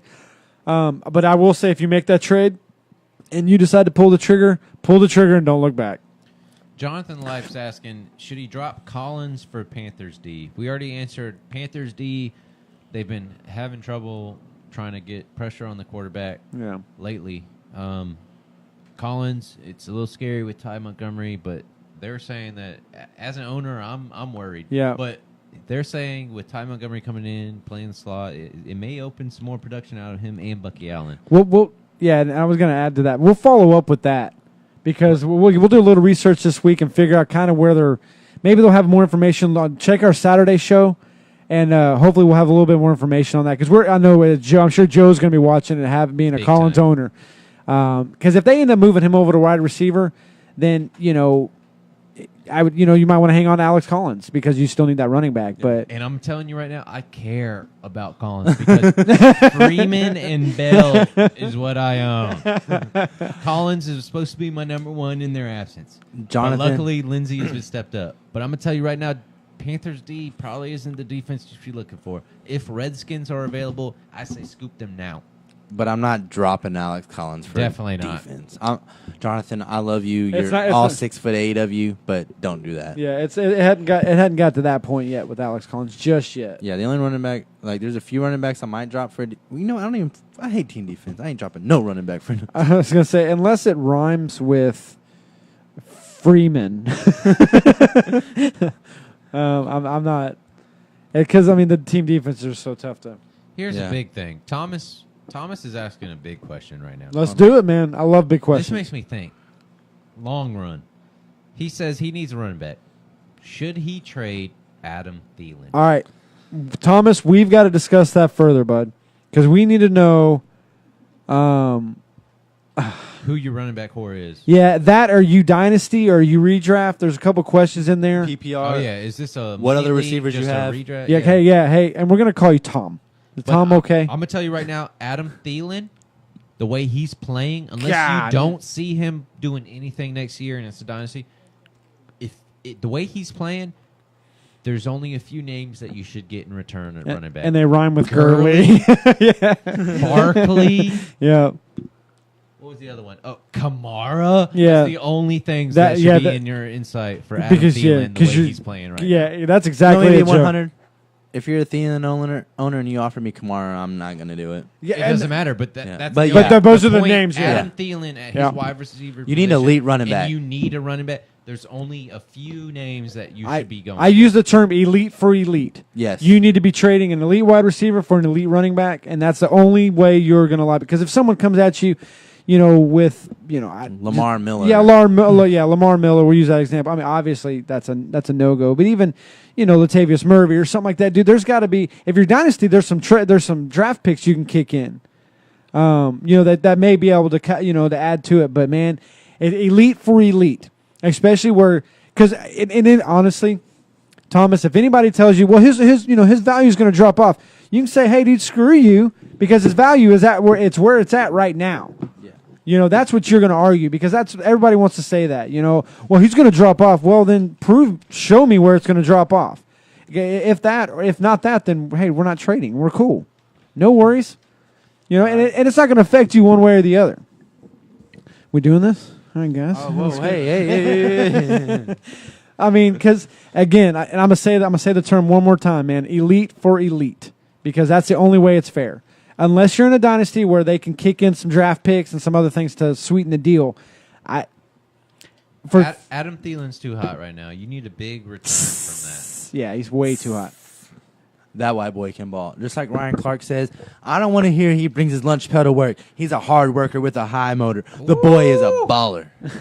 Ooh, can you repeat that for the guys in the back? He don't just bring his lunch pail to work. He ain't just a hard worker with a high motor. He ain't your average white boy. The boy is a baller. Adam Thielen, I've got a buzz. Yes. I'm currently now going on and trying to make trades for Adam Thielen now. Yeah, that's it. That's why they're grabbing this paperwork. They're looking. All right, hey, well, who wants to Wait, trade who up? the has Adam Thielen in our league? I know exactly Cam, who it is. Cameron drafted him last season, first season in the league, drafted in the rookie draft. Adam Thielen, which was probably the best move that he made. Hey, and to be fair to that, I picked up Stephon Diggs off the waivers. Donald? Yeah, let's say picking up Donald. Wait a second. I got a third one. Wait a second. Ready? Gordon?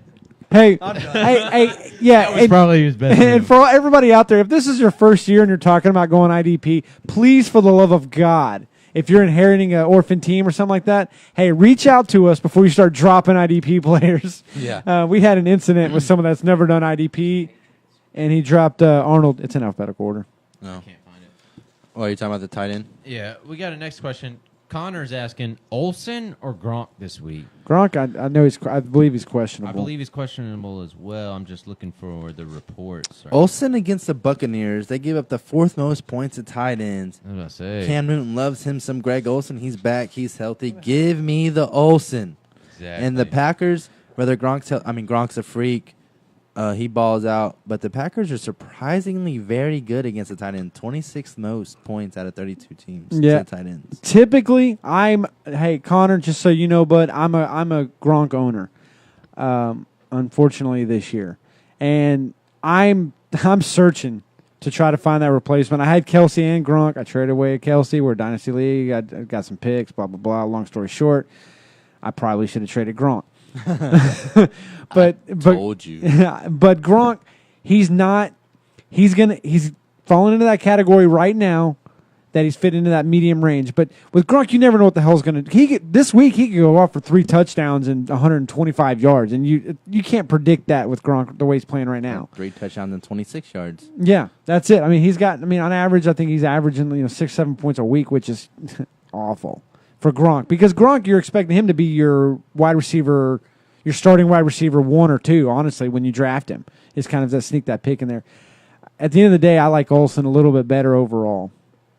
Me as well, Patu. Week by week, you got to look up the matchup though. We got a return from Raul Boy. Boy. He's saying, Let's what do it. about Godwin or DJ Moore rest of the season, PPR? And this goes back Interesting. to our question about his trade with Emmanuel Sanders for Joe Mixon. If he trades Emmanuel Sanders and gets rid of his wide receiver 2 for Joe Mixon, which would actually incorporate into his 3 running back run, he could, I would say, drop Allen Robinson for Moore, because before you didn't say him as a choice. If Moore's a choice on the waiver wire, I'd say drop Allen Robinson, pick up Moore, and you would just have to stream every week your wide receiver 2. Yeah. Either way, I'm still taking DJ Moore over Godwin. There's a lot of questions on that quarterback over there. Yeah. Man. I think with Fitzpatrick, he loves him some Mike Evans and O.J. Howard, Cameron Brate. Godwin here or there. Whoa. Winston liked Brate more than... Yeah. It's true. Winston liked Brate more than Fitzmagic. So if you own Brate, go ahead and drop his bitch ass. No, shit! If you own Mike Evans, it's about to go down. But DJ Moore, give me DJ Moore. The way he's been coming on, and he's the wide receiver 1 in Carolina. He's progressively picking up more and more. Yeah, Godwin, not a knock on Godwin, because I think there's a lot of potential over there. And Fitzpatrick throws that ball, man. He chumps that pigskin. I kind of take it back. Allen Robinson or Jalen Richard would you drop for DJ Moore? Ooh. Probably Richard. Richard, yeah. I was about to say. Richard. Maybe keep Allen Robinson, drop Richard for Moore. Yeah. And then solidify who you'd be streaming for your wide receiver 2 every week. Yeah, but besides Hopkins bye week. But he had Hopkins and Ridley. You know what I'm like? What I'm saying. You would be streaming Giggles your over wide here. receiver 2. Yeah, that's between Ridley, Godwin, Moore. Yeah. And Either way, he's stacking I'd rather it up. have Moore in the mix. Yeah, than Allen Robinson. First off, he already has a badass last name. You know what I'm saying? No, Moore. More. More? I No, thought you no. meant Raul asking the question. I wonder if we're related. You are.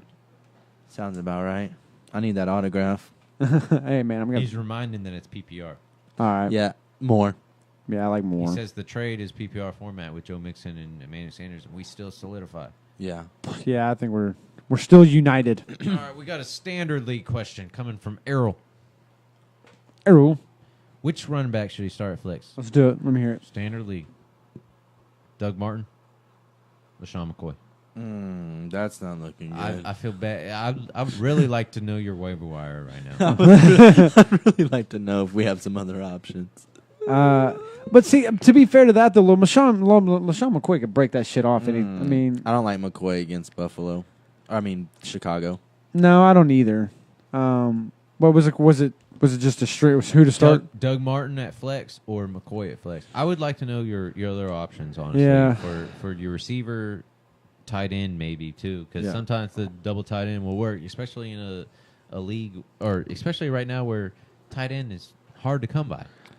I have a feeling that LaShawn McCoy is going to break one off, man. I just don't know when. Bears, That's the thing that bothers that me. Bears defense is really good, and their quarterback's out. They got backup quarterback, not a very good wide receiver threat. I'm sorry. If that's between the two, give me Richard. 49ers give up, way more points to the running back. Yeah. Bears give up the third least. What do they give? They're only giving up it's on average 16, 17 points, something like that. Yeah, Bears give up to the running back position 16.7 See, points. and that's low on average. And Oakland's giving up 27 a game.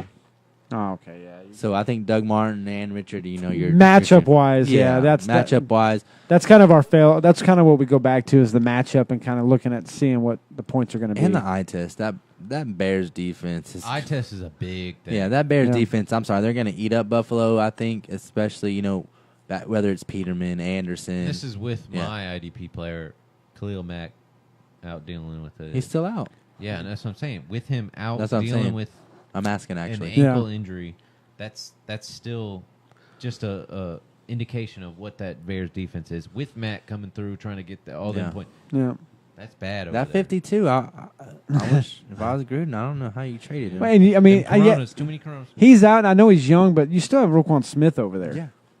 Yeah. Who's just, he's a monster for a rookie, man. No doubt. That honestly, when they brought him in, I think it was the first or second game. I think they brought him in, or maybe the third game. He was actually my linebacker 2, I believe, coming out in the early predictions. Yeah. You can find it at dynastywise.com. .com.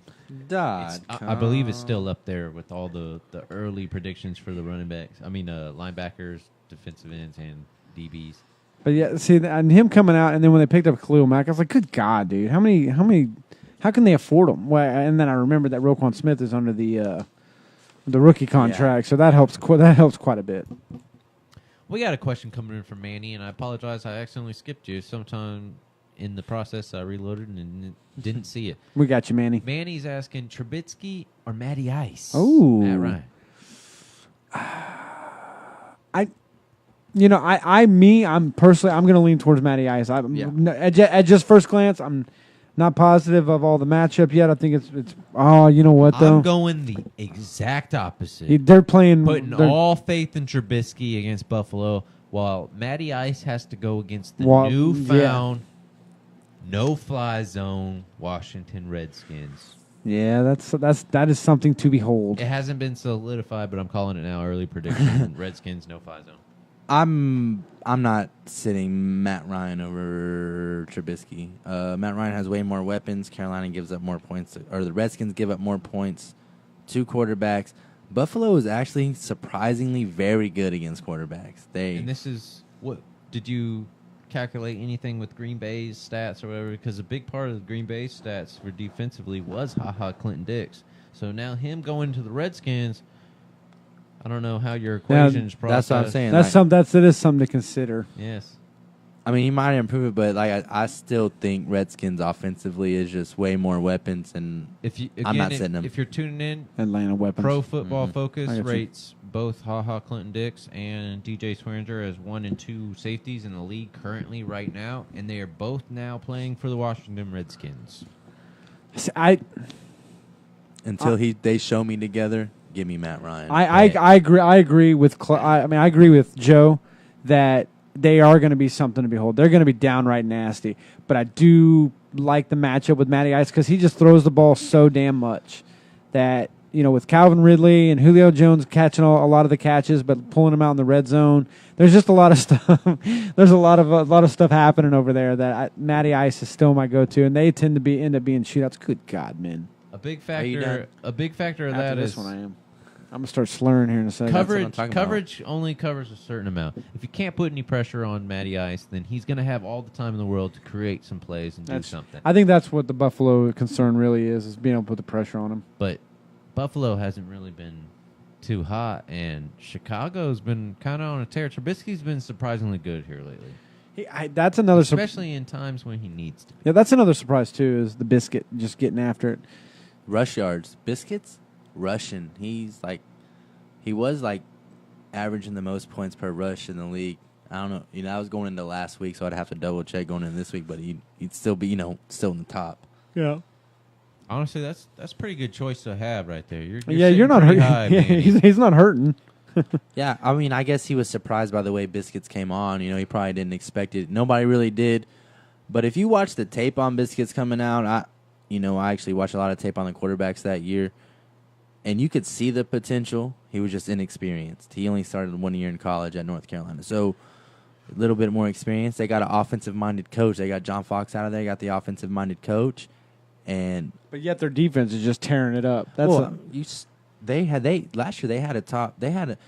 Nobody gave their defense credit. Eddie Jackson out there at safety in their corners, and they perform. And then they had a top 10 defense, and now you got offensive-minded guy and trying to get an average offense, top 15, middle of the pack. You're looking at a playoff team. I mean, that AFC North, that Bears are playing good. You still got the Packers and the Lions and the Vikings. That might be the best division in football right now. Yeah, and the Lions are trading. They may have gotten better, though, with trading Golden Tate away. I can't say they've gotten better, but that's going to open it up a lot for... Sometimes you do get better by subtraction. You do. So, time will tell. Addition by subtraction, right? Yeah, so let's just go ahead and, like I said, it's Halloween. I'm trying to slur for y'all tonight. Slur. I want to give you the deep fantasy advice from the heart, the true truth, the stuff I don't want to give away to these guys because we're in the same league. I'm white trash and I'm in trouble. Actually, you know what? I feel like I'm going to take this shot. I'm going to give you a little quick advice real quick. IDP information coming real quick. And here it is. That's it for me, Barefoot Clay. IDP Joe was asked earlier today an IDP question. As an owner of Matt Milano for Buffalo, I was asked, should you play Matt Milano, who's consistently been pretty well? He's been showing off. I picked him up. He's been running as my linebacker in some absence of Khalil Mack and Quan Alexander, which is horrible. But good trade. I was asked either him or D Ford. And right now, D Ford leads Kansas City in sacks, right? With the absence of Anthony Hitchens, he has been, 4 weeks in a row he's had a sack every game. He has been the hot hand. And a lot of the times in fantasy football, you cannot deny the hot hand. You got to feed it. Dude, I chose D Ford over Matt Milano, who I have as an owner. If you're hurting at the line right now, check him. He's actually in a lot of leagues. He's positioned as an edge rusher. So in certain leagues, you can run him as both a linebacker or in whatever you have depending on where you're hurting. Yeah, I loved D Ford coming out of college, dude. And he's living up to it. He's leading their team in sacks. So the Milano D Ford, here's what it comes down to me. What's your point scoring on tackles? You know what I'm saying? Because Milano's going to get you the tackles, but I think D Ford, he's going to get you a couple tackles, but he's going to get you that sack. A lot of tackles for loss if you want to implement that. So, and with Anthony Hitchens right now out with his rib injury, that's more of a factor that he will be out there producing. Right, yeah. That's a tough call. Who are they playing, actually? Kansas City's playing? Cleveland. They might try to run it a little bit with Chubb and Duke to try and open up the run game. Yeah. I would. Kansas City gives up the most points in running backs. Chubb's highly talented, and y'all know I love Chubb. That's why on the questions we saw earlier, I can't in good conscience sit him. Because he's going against the Chiefs, like we talked about earlier. Dude, the Chiefs give up so much to running backs. They've passed up the Cardinals, and that's the Cardinals. It was a joke there for a while what they were giving up. Yeah. I mean, it's still almost, I think it's 30-something points or something that they're giving up. That's Falcons actually give up a lot to running backs. Can you say AP? Yeah, that didn't help their cause. Yeah. But that's what I'm saying. If you're giving up 30 points, you split that. Even if you're running a split back system, that's on average about 15 points of running back. You can start either one of them at that point. Yeah, or 20-10. Either way, you got 2 running backs should get double digits. Roll with that shit. Yeah. Trying to win or not, bruh. Own it. My bad. I'm cool. I got it. working a few business things right now. I got it, Joe. So what's up, Jacob? You're wondering Jack Doyle or Eric Ebron? This is gonna sound strange. Is it Ebron? What is it? It doesn't matter. I'm not. It doesn't matter what you think. No. Damn. I was trying to do the Rock. I'm gonna tell you right now, Jack Doyle's been on a few waiver wires in a few leagues. If I didn't already have a solidified tight end, he'd kind of be one of my choices with Andrew Luck right now. Yeah, because they're starting to mesh, man. I mean, previously, he was one of his high targets. Yeah, but if you look at what Ebron, if you want to go talent, that was the wide receiver. I mean, the tight end one that was coming out this season, wasn't it? Doyle would, but when they signed Ebron more athletically gifted, more talented than Doyle, and Luck's been finding him. I've never been an Ebron fan, and he's been producing, and I'm taking Ebron over Doyle for the rest of the season.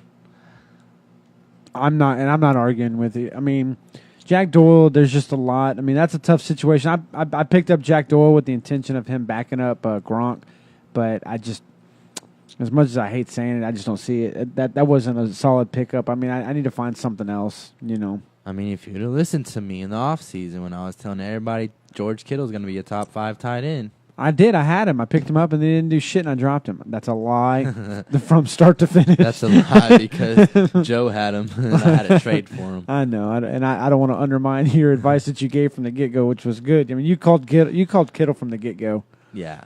I can't even argue with that. Kittle's been and he's currently, number 3 right now in all tight ends? Just saying, hey. I said top 3 to 5, and I didn't deny it one bit. Before you came out with that thing, I already had my eye on him. That's why I got him from you before you even fucking had the chance. And I got him back. Yes. You made the trade, and somehow you wheeled and dealed and got everything I wanted back from me. I don't need you guys spiking the football on Kittle, man. I get it, all right? I should have listened. Yeah, Kittle is the man. If you don't really know about Kittle, go ahead and check out at dynastywise.com. We have an article out there from the one and only Dynasty Wise Clay. Yeah, that was in your article about the second-year tight end. Early. Second. Oh, yeah, that was way off season. All these other, then you had all the other, who you want to call, Mike Clay and Matthew Berry trying to jump on George Kittle. They probably read my article. Let's be honest. Yeah, that's exactly. My information was out there way before them. I shouldn't have sent it to him. You dick. I know. Well, I thought maybe they'd give me some credit and, hey, you want to come join the Espen? Yeah, not a finger. Yeah. But yeah, George Kittle, that's the man. I thought, honestly, with Jimmy G going down, I was like, my prediction might go off a little bit, but he's still out there producing. Right. That just goes to show you what he's about. Yeah. But either way, Ebron, rest of the season over Doyle for me. I know my tight ends, brother. I wish I could argue with him and and make him try to look dumb, but he's made me look dumb on the tight end, so I can't argue it. Yeah, you used to run the double tight end. I did. Hold up. Don't. Number 1 tight end ever that you want, Gronk and Kelsey. This guy used to have that duo, which no one ever said, "Hey, don't go don't go double tight ends as your flex." That was the move if you were a Gronk and Kelsey owner. I moved the wrong one. I'll admit it. I moved the wrong one. I should have. What did you trade Kelsey for again? I traded him for. It was for Rojo, Ronald Jones, and then and a first round and a third round pick. Okay. That's didn't pretty, you that's trade Kelsey for who? What, the number 1 running back that you wanted last year? Yeah. So when I acquired Kelsey, I didn't even get to play him because I traded him to you on draft day. Yeah. And if you go look back at that trade, I took you to the woodshed. You did. But granted, we didn't know. No, we didn't know. I was making you pay for something I knew. Kelsey was the top 1-2 tight end at his position, and Kamara was kind of an unknown. Although I was high on Kamara, it was still an unknown, and the only way I was selling Kelsey, which anybody would, I was going to make you pay. Yep, and I did, and we ended up doing a first-round pick. Kamara. I got Kamara a first and a second. Yeah, and for Kelsey. To be fair, I went 11-2 that year. Yeah, last year. I mean, I did just fine. I'm not, and that's what I was hoping to do is move Kelsey. While I honestly thought. To be fair, I thought Mahomes there was going to be a drop off in Kelsey. Right. I traded Chelsea high. I wanted, and I needed a running back. Right now, I got taken to the woodshed on both trades. Now, to be fair, Rojo is coming around. Yeah. I Not think it's yet. too early to tell. So. It is right now. But you also got that first round pick. So. It's almost and I got a third, so I almost traded him for what I got for him, and that's what I was kind of going for, is kind of get an even trade for what I got. You did, however, Kamara was in that mix, and I had Kamara on my roster. Yeah. But you know how that shit goes. You don't know, and it's like, hey, you're really high on him. I'm not super high on him. I took him because he was there. I like the guy, but I'm not high on him yet. Yeah. And I told you, I was like, I would have taken Kamara 1-1 over Fournette and Dalvin Cook. And I ended up getting Marlon Mack in that trade too, or in that draft too. Yeah, and so I mean, I told you I was high on Marlon Mack as well. So I mean, at that, Marlon Mack didn't produce because of injuries, but now he's becoming the back that you drafted him for, and we knew he could be. And it took a while for him to develop. This all happened. These trades and everything happened at our draft last Yeah, year. it was draft day. We record all these, and eventually we're going to start actually producing the stuff that we have. So you have a little insight of what us guys are thinking going in every rookie season, going into the draft or whatever. Yeah. But they get wild. I'm going to tell you right now. Yeah, trades happen. It's just like the end of the trade deadline in the NFL. Yeah. And we go live for draft, and y'all need to be ready. And again, if you guys aren't Dynasty, you guys, a lot of you folks out there, y'all have teams that, or you have leagues that y'all have been in for 5, 6, 7 years, same people. Man, you guys really need to consider going Dynasty, because that's the hardest thing to do is get solidified owners. I'm not going to get too much onto it now. We're going to save that for later on, but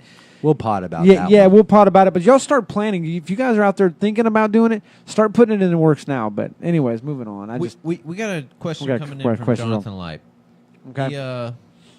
If you're in the Houston area and you need furniture, what have you, he works at Landmark Furniture and Mattress for Less. Go ahead and find him, ask for him, and go ahead and I'll vouch for that. He'll hook you up with the deal. We actually have somebody that actually went in and got hooked up. I'll vouch for that. I bought a queen mattress from Jonathan almost a year ago. It's probably been a little less than a year, when I was rooming. Would you say that's where the magic happens? I made a baby. Damn. So if you want a baby, go ahead and go to Mattress or Landmark Furniture. Yeah. But no, honestly, Jonathan was really good. Like, I told him what I wanted. He pointed me the mattress that he was like, based on what you tell me, this is what you want. I swear to God, I laid on him. I was like, you're the man. Yeah. I took that mattress home. I said, here. You know what I mean? And dude. And is that the same Jonathan's been chiming in? Yeah, Yes. Hey, he actually, the reason why I asked that is, or the reason why I did that little shout out is because he actually has a question coming in. He's asking. Post your link on here, bud. He wants the Redskins D, as we've been talking. Yeah. He wants to know who he should drop. He's got Shepard, Aguilar, Stills, and Snead. Those are his options that he wants to drop. Ooh. And I'm gonna tell you right now, as a Shepard as a Shepard owner, Shepard, a lot of his production this season has come from that injury that the tight end has acquired. With him back, a lot of that targets and production is going to be taken down, especially with OBJ not producing. Call me crazy, but I'm keeping Shepard over Snead. I was about to say, Snead would be my go-to drop. I mean, he's had, 1 or 2 weeks. I actually have him on a roster. Yeah. I've been really high on Snead the last couple years. This is also a redraft. This isn't exactly. Okay. So just to let you know, Montgomery's going to cut in. That's what I was going to say. Montgomery, with them signing, I felt like with them bringing on Montgomery, they're not sold on Snead and what he's produced so far. He's going to take that slot. Yeah, I think Very so. I think that's going to be more than likely going to be your cut, and I don't think it's going to be too detrimental to your team making that cut. So, Jonathan, if you're tuning in, it said he was. Honestly, drop Snead for the Redskins D. I know you have the Jaguars D. They've been kind of floppy. Yeah. Yeah, they've gone big to time shit. floppy. Yeah. It's an understatement. There's a lot of things happening right now behind the scenes, especially in London Yeah. when they got arrested. How you gonna try to walk out on a $64,000 tab? Yes. So I'm out. Look, I'm from America and I play football. I'm not paying this. Yeah. Where I come from, we don't have to pay that. My name's this. Do you know who I am? I'm not paying that. Like, fuck you, man. I don't know do you kick a fucking soccer ball? A football? Yeah. We only know who the they only know who the kicker is on the Yeah. Jaguars. Yeah, I agree with what Joe just said. I mean, Snead's had a couple games. Actually, his biggest game saved me a win one week. But yeah, he dropped. I'd drop him because I think Montgomery. Like I'm telling you, I don't know their plans, but I honestly think Harbaugh's a decently offensive-minded coach, and Montgomery is talented enough. He can play your running back, but he's a receiver by trade. And Yeah. And he's a good one. He's a good Yes. one. It gets underrated how good he actually was. Because if you go back and look at the receivers they had in Green Bay, and I mean the guy was going to get pushed to the back burner anyways. Because I felt like they were trying to work him into a system. They felt like, okay, we're going to run him with run him as a running back, and he did great. I mean, hell, dude, I dropped him. That's what I hated doing it, but I felt I stacked, but he got picked up. But I think I had him at one point in time as well. But it's just like you don't know. Yeah. And here, I know we've touched on this on trades and stuff earlier, but since we are Houston-based, here's a question. I know the fourth rounder for Demarius we think is a steal, but a 2027th rounder for Ty Montgomery when we could kind of use a running back help because we don't know if Foreman's coming back, and the receiver help, his versatility, and Bill O'Brien's big on versatility. Yeah. I'm surprised that they didn't kick the tires on that. Yeah, that makes two of us because I felt like that would have been a real good fit over here too, especially with so much up in arms with Coty and getting healthy. I felt like bringing in Montgomery would have been a good move for them. If they would have been, honestly, that's another one. I felt like if they had gone with Golden Tate, Montgomery, or Demarius Thomas and paid it, Joe brings up some good points on the contracts too on Golden Tate. That's some great info there.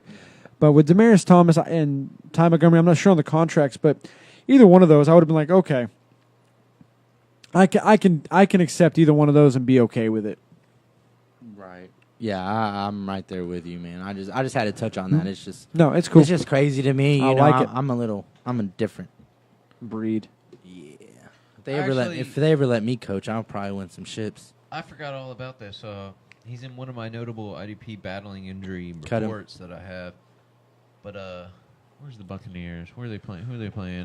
Carolina. They're actually losing out on a prime defensive lineman in Gerald McCoy, who's dealing with a calf injury. Is he? What's his current status? Do we know it right now? That I don't know. I'm just saying. Okay. Pay attention to the injury report. Notable IDP injury right now is Gerald McCoy dealing with the calf injury. Anthony Hitchens, we already touched on. With the Chiefs, he's battling a ribs injury. Xavier Rhodes, Houston boy, ooh boy, Fifth Ward. Just saying, Xavier Rhodes over there, shut down at Miami. He's dealing with an ankle injury, so he might not play. Reuben Foster, he's out, already ruled out, dealing with a knee injury. Khalil Mack, I believe he's ruled out. I have him as an owner, but I'm not playing him until until my people get in touch with his people and they say that his ankle injury is good. Right. I'm not playing him. But those are my IDP notable watches. And y'all listen to Adapa Joe. Adapa Joe. You dig? Let's take this question from Raw. Boy, what do we got? he's asking about quarterbacks. All right. I like Carson quarterback. Wentz on a bye. Okay.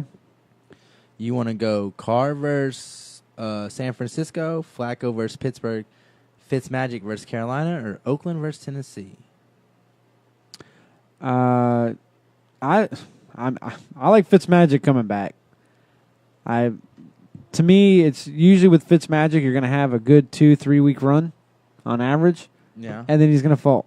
To me, I'm okay with that. I mean, of course, as a fantasy owner, you want him to have a good week every week. I get it, blah, blah, blah. Right. But even as a starter, if a player has that 3 weeks and then one off week, I mean, you're in the playoffs, man. Yeah. And I like Fitzmagic against Carolina right off the top. And again, we'll probably address that on Saturday, of course, too, on our show from Of course, we're running 2 shows on Saturday. We're running the 6 to 9, and then we're going to have our podcast live too. Right. My take. Raul, Yes. boy, I just gotta say, whether you get that trophy stand or not, I just want that Dynasty Wise. Yeah. Somewhere Give us in a there, shout out. on there, Yeah. just because whether you go with our info or you go the exact opposite, we are contributing to that championship. We won on the fucking trophy too, Raul. Yeah. No, I'm just There kidding. better be an asterisk, Right. Yeah. with Dynasty Wise. But quarterback wise, you got Flacco against Pittsburgh giving up 22.6, and Card against the 49ers giving up 20.8. I'm going Carr. I like him over Flacco. They're starting safety Tart in San Francisco out. Yeah. Carr produces. Give me the Carr. I mean, to me, it's between Flacco and Carr, and I'm taking Carr. I think Carr's a better. I'm starting Carr in a league, so I'm telling you what I'm doing. I feel honestly that within the next year and a half, they're implementing Lamar Jackson more and more and more until they feel comfortable to play him and release Flacco or get something back. It's going to come sooner rather than later, I think. Especially with some problems, let's just say Giants-wise. If they don't draft anybody, they're screwed. They just had their backup. Okay, let's go and backtrack. Oh, I'd love to see Flacco in New York. You ready? Practice time. Eli Manning is told that he's going to have his day off to rest. And his backup quarterback is going to be coming in to practice and get a bunch of the reps and practice with the squad, right? Backup quarterback gets arrested on the way. Apparently, in the report somewhere, he tried to hit a cop with his vehicle. That's not good for him. Just not good for the Giants in general. They just did a big fire sale. They were trying to sell off their safety as well as Landon Collins, and nobody was really biting to what they were wanting. I feel like that's just a dumpster fire It is. there right now. Yeah. But let's go back to you drafted Saquon Barkley, what, 3rd overall, 2nd or whatever it was? Like everybody was saying, you need to draft a quarterback. Yeah, Saquon. Saquon's a freak. Philip Lindsay, undrafted, damn near producing the same. Woo! Saved me. Yeah. I'm going to believe you can find a running back in the later rounds. You needed a quarterback. Yeah, Baker was gone at 1, but Darnold was available. Rosen was available. Jack, you could have any quarterback.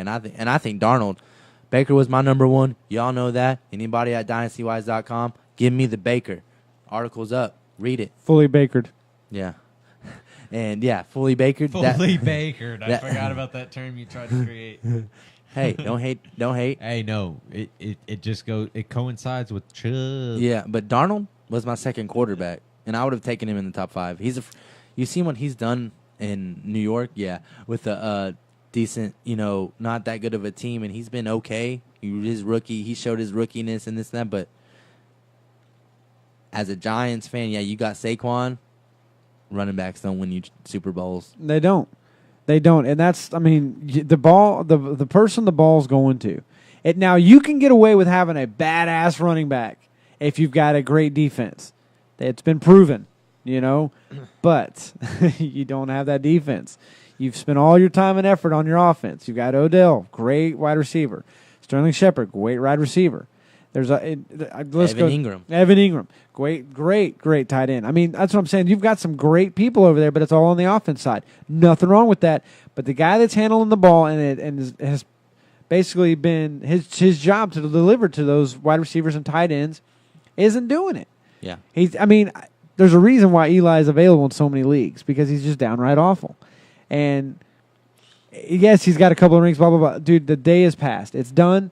They should have moved on. They're honestly, I think almost every wide receiver, check that back. Every quarterback that came out in this draft is light years ahead of where Eli Manning is. Someone's loving us. It's Raul. Rahul. Boy. Yeah, get you some. We also showed love for some of his Raiders, so he's that's trying what to it show is. back. But I'm going to tell you right now, I don't hate the Raiders. Yeah. here's conflicting interest right now. You're showing all this love. We're talking about Carr. Get it. Carr might not be a Raider in the next 2 years. That's what scares The me biggest too. thing is the money factor is Yeah. a big thing. Yeah. Not how much they're paying him, but the way that Gruden's going right now, he's on his own mission.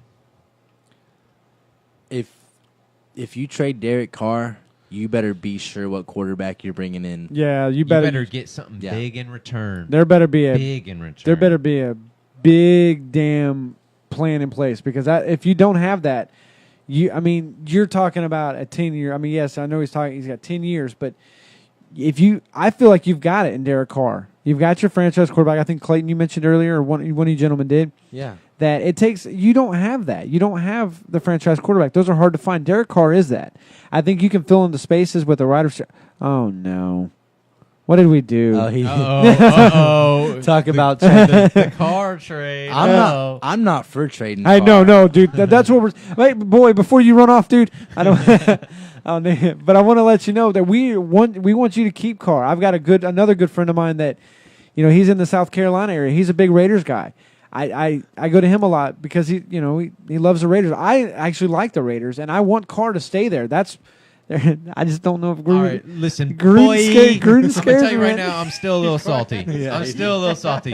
We took Ciafiello over Derek Carr over here in the Texans organization. So I'm just telling you right now, I'm still a little salty of what we missed out. Yes, we got D-Dub 4. Yeah, yes, of course, but at the time we wouldn't have had D-Dub at that time. If we at would've that had time, Carr. I was Carr. He was available. Dumbass. That's why Rick Smith is gone. A big problem with that was his dad. Yeah, that's what they say. But like I'm saying, I'm a big Derek Carr fan, and you can't we love you, Ro. Yeah, we legit love you. That's man. awesome, man. But if you're gonna trade Derek Carr, how are you gonna explain to your fan base that that's the right move? Yeah, you can't. There's no way. We'll take Boye as an example. Can you explain to him that it's like, hey, we're trading Carr? I mean, do you see that honestly happening? Get you. My bad. Keep talking, Pat. Okay. Anyways, I mean, you've got your fan base of Raul, who's apparently die hard, through sickness and health, and that's cool. I respect it. It's just I don't feel like that the Oakland Raiders could give you a good enough answer unless it's like, hey, we're going to get 5, 10 first-round picks for it, and just completely rebuild, because you're talking about a lot longer of a rebuild then. Yeah. Because you've got your franchise quarterback now. Right now, you just need to bring in the moving piece. You need that pass rusher, obviously, and then you've got to get some running back. I mean, there's a lot of things you got to move in, and you got to start going a little bit younger with wide receivers, which there's some decent ones coming out. But yeah, it's not too bad. But they're giving Gruden a hard time about the Mac trade. But at the end of the day, the money he wanted, I almost would take the 2 first-round draft picks. I mean, Raiders, if they don't turn it around, where you're gonna be picking top of the draft. Give me some Ed Oliver out of the U of H. Bro, if you don't know about Ed Oliver, go watch the tape. Watch the tape, UH. Just saying, that's probably gonna be my number 2 or 3 defensive player coming out in the draft. You'll have to figure out who my number 1 is. Some people are trying to say Baby Bosa, but he's been injured, bro. Exactly. Give me Ed Oliver, dude. But that's just the H-time showing through and through. That'll happen. Big time. But hey, I'm gonna tell you right now, fuck the H-Town. I love the H-Town. Fuck the H-Town. Ed Oliver, that's loyalty. Yeah. He had the chance to go anywhere he wanted in the whole National League. I mean, in the whole NCAA. He could go anywhere he wanted. He decided, I'm staying in my career, U of H. Respect. Respect. Yeah, not to mention Baby Bosa got injured. And he's like, I'm not going to play I'm going to get ready for the draft. Yes. That's a bitch move. It's a whole ass move, man. I mean, it's smart and it's not, especially the way that Le'Veon Bell's changing the game right now. He is. I think he's got all until week 13ish. He's got all the. He's got to repeat by. No, wait. What is it? Week 10. November 13th is the exact date that he has to sign his contract. Yeah. If he don't report for week 10, he doesn't get credit for. A lot of people don't know this. Steelers, as much as they wanted to trade him or whatever the fuck, do what you can now to trade, get what you can. They couldn't. Until he signed that thing, he has all the leverage in the world, and he continued to ride with that leverage. Until he signed that contract, they couldn't trade him. They couldn't even talk to other organizations about the trade. Yep. Yeah, he's. But like, unless if he don't report week 10, he doesn't get credit for this season. And I think he the doesn't exact- become I a think free the agent. exact date is November 13th. Yeah, if he don't report though, he doesn't get credit for this Yes. season, and he don't get to become a free agent. Which they could transition tag him. Transgender. Yeah, actually, who knows? Yeah, He's yeah. changing the game. Could be. That's touche, sir. Touche. But they Owned can it. transition tag him. They could. A lot of people are saying that they can franchise tag him. Which, yes, by default, he didn't sign. He didn't uphold his franchise tag this season. But why would you put all that money and invest in re-franchise tagging him when you can give the big FU and just transition tag him for way less and hold him? Yep. I mean, That's I mean, a career ender. that's what Why? I'm saying. He's wanting. A big FU. Yeah, they but- can't trade for him. He's got all leverage. Yeah. What? You're gonna be life. You're done. Your career's done. But the only way they can keep Bell is if they tag him again.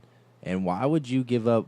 I think they take top 5, so he's going to get paid. Why would you give him that much money when Connor's You don't just as understand. productive? Franchise tag you can do, and you have to give him all that money. Transition tag you can do, and you don't have to give him all that money.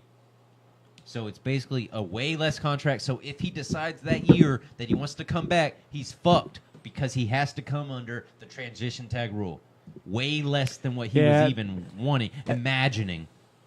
And That so- would be They funny. have the leverage Yeah. if he doesn't come back November 13th. If I'm an owner, I'd do it because that way you set a precedence, and then all other players will respect that shit. Exactly. yeah, and they That's exactly what he's trying to do right now in the league. and I mean, and I understand.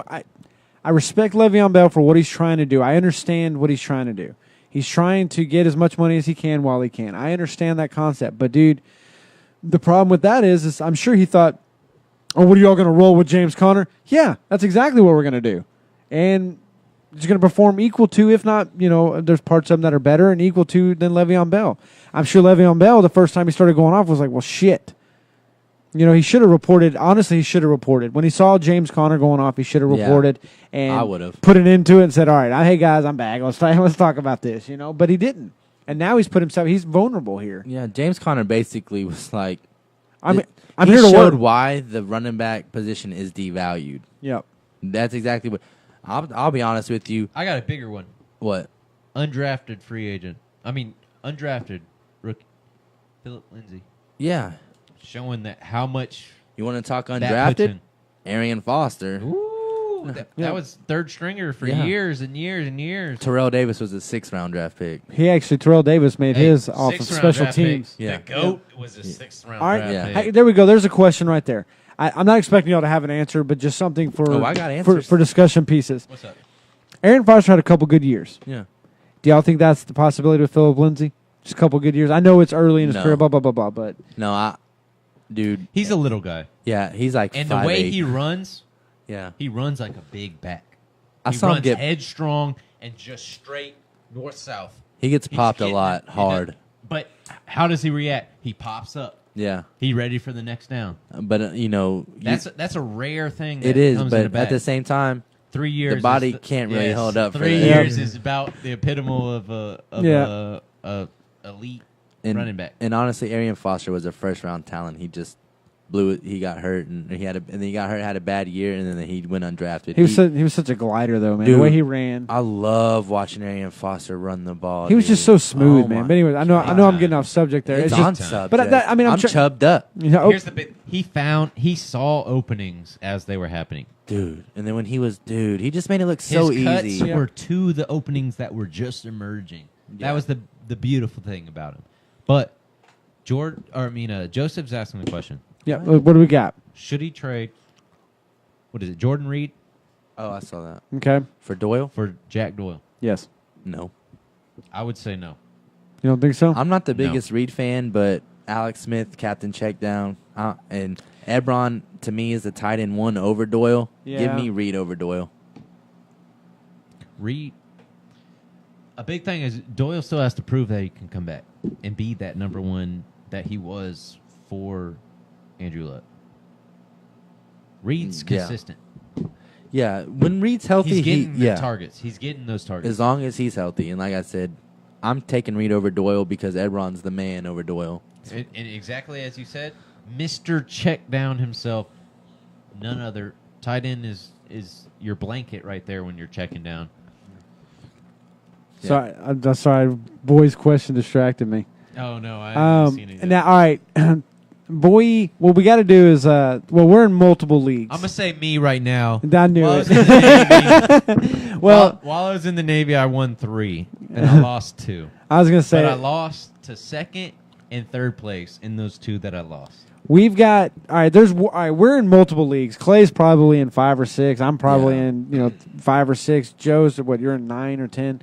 Either way, we're in a lot of leagues. I'm actually, Claybo better watch out because I'm right on his ass. The only thing I didn't like was last week I lost because of some injuries, and I think he got the win, so you need to start losing so I can get back. I got on one top. loss. No matter what, I'm getting that wild card. Get you some. No matter what. You ain't getting the division, though, bitch. No matter what. You're 1-5 against me right now. Yeah. I want everyone to know right now, in these 2 years I've been in the league, he's 1-5 against me, and right now it's his season that he's shining. He got me on a couple down. I had injuries and shit. Fuck that scrub. but as far as this league's concerned, It's our main league. We'll say we'll talk about our main league that we're in because honestly, we're I in a think, league together. I was gonna say combined we've got. There's too many leagues. Yeah, that we've all got. Leagues We've I got got a shithole league that I'm trying to rebuild. we've got a crap ton of championships, but our Business main league, the leagues. most competitive one that we're all in, I make the playoffs every year. I've yet to win it, which is weird. I do manage to get to the playoffs. I can get you to the playoffs. I'm like Peyton Manning. You want me in the regular season, baby, but when it comes to playoff time, you need to fucking go to someone else. I'm gonna put some hope in the fans. Our current 2-time champ. Bitch ass. Our current 2-time champ. Why'd you bring him up? barely made it into playoffs the past 2 seasons. Yeah. Dude, 2 years ago, he got into the playoffs on a busted tiebreaker that wasn't set the right way. Yeah, and won the that. championship. I missed out of the playoffs my first year in because of a busted ass tiebreaker that Yep. I've never had in any of my fantasy leagues I've ever played. Blame the previous regime. Yep. Yes. And boy, we are we're super competitive. Like, we joke around and have a good time, but we're scary competitive when it comes to our fantasy league. And all the stuff we talk about doing, like, hey, man, start him.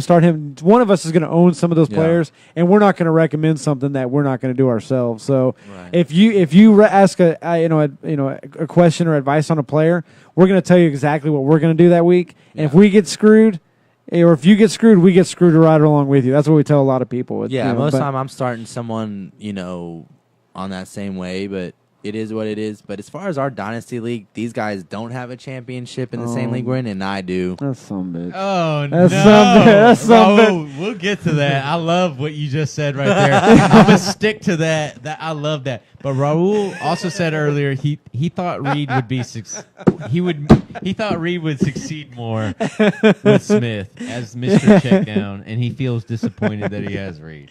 Oh, dude. I don't know what the hell it is with this guy, but every time he gets on, I like him more and more. I mean, hey, that's a bullshit comment, boy. But You ready for the bullshit?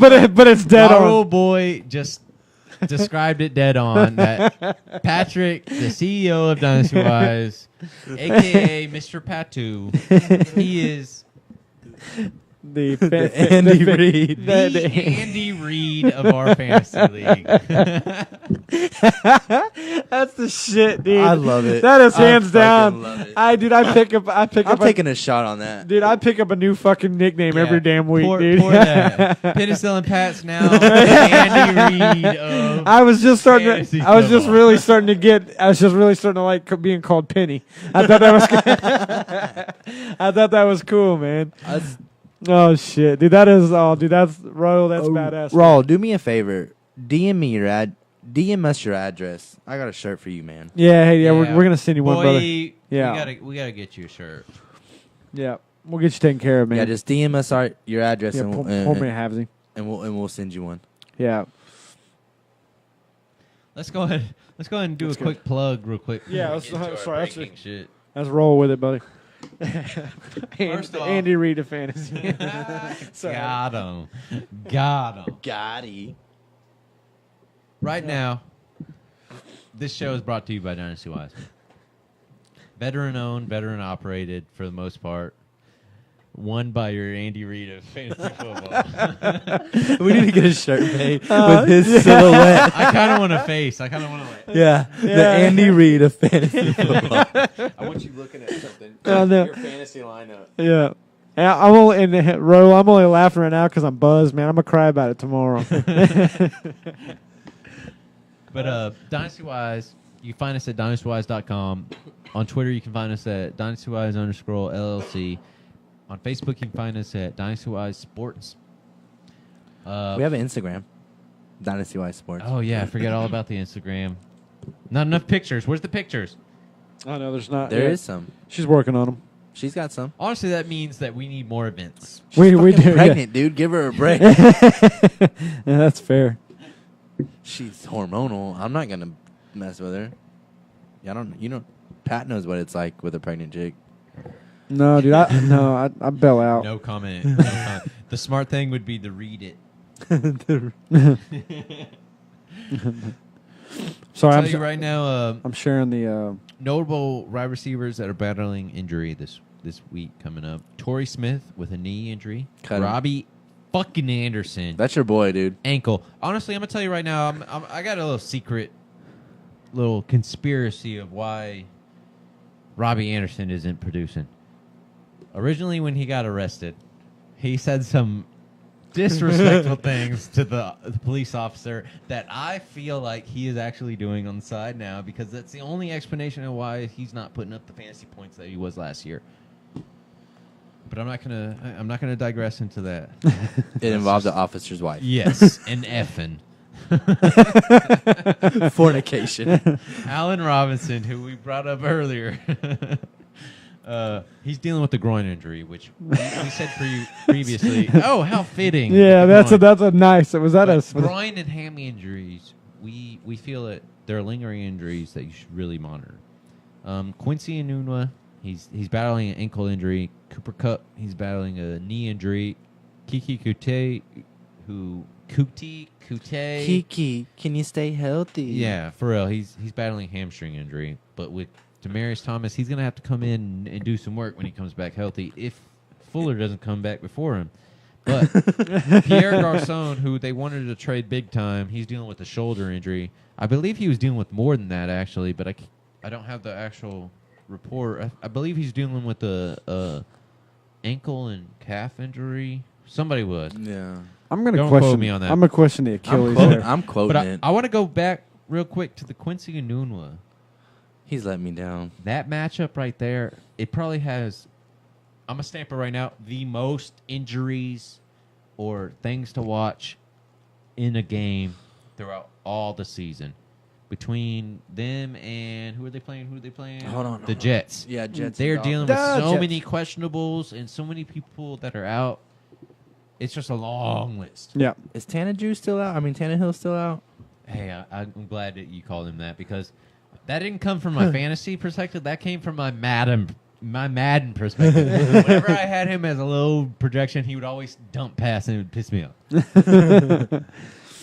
Well, good shit, man. Yeah, that's and hey, I went ahead and plugged in the KTXF. KTXF. Yes. The app. Houston Preeminence. That's If you want to find more of the Dynasty Wise, we're going to be Monday through Friday at 8 to 10 p.m. following a big show. Details coming soon. Yes, sir. But we're going to be following up that big show from 8 to 10 p.m. Monday through Friday, and then 6 to 10? 6 to 9. 6 to 9, yeah. 6 a.m. to get your early fantasy football predictions Saturday and Sunday. We're going to be live, ready for y'all. So go ahead and get on that throne and tune in. Yeah. While you're taking that morning dump, listen. Yeah. Yeah. He's got this shirt, man. Ooh. Yeah. And I've got another shirt. It's not the one I'm currently wearing because we're twinning right now. But it's the Tinker Stinker. Yep. We all know that's what y'all doing.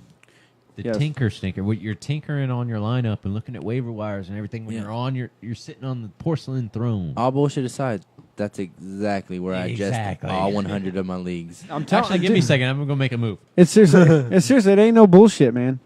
And for those, looking at the shirt, it says where championships are made. We got to make sure I highlight it.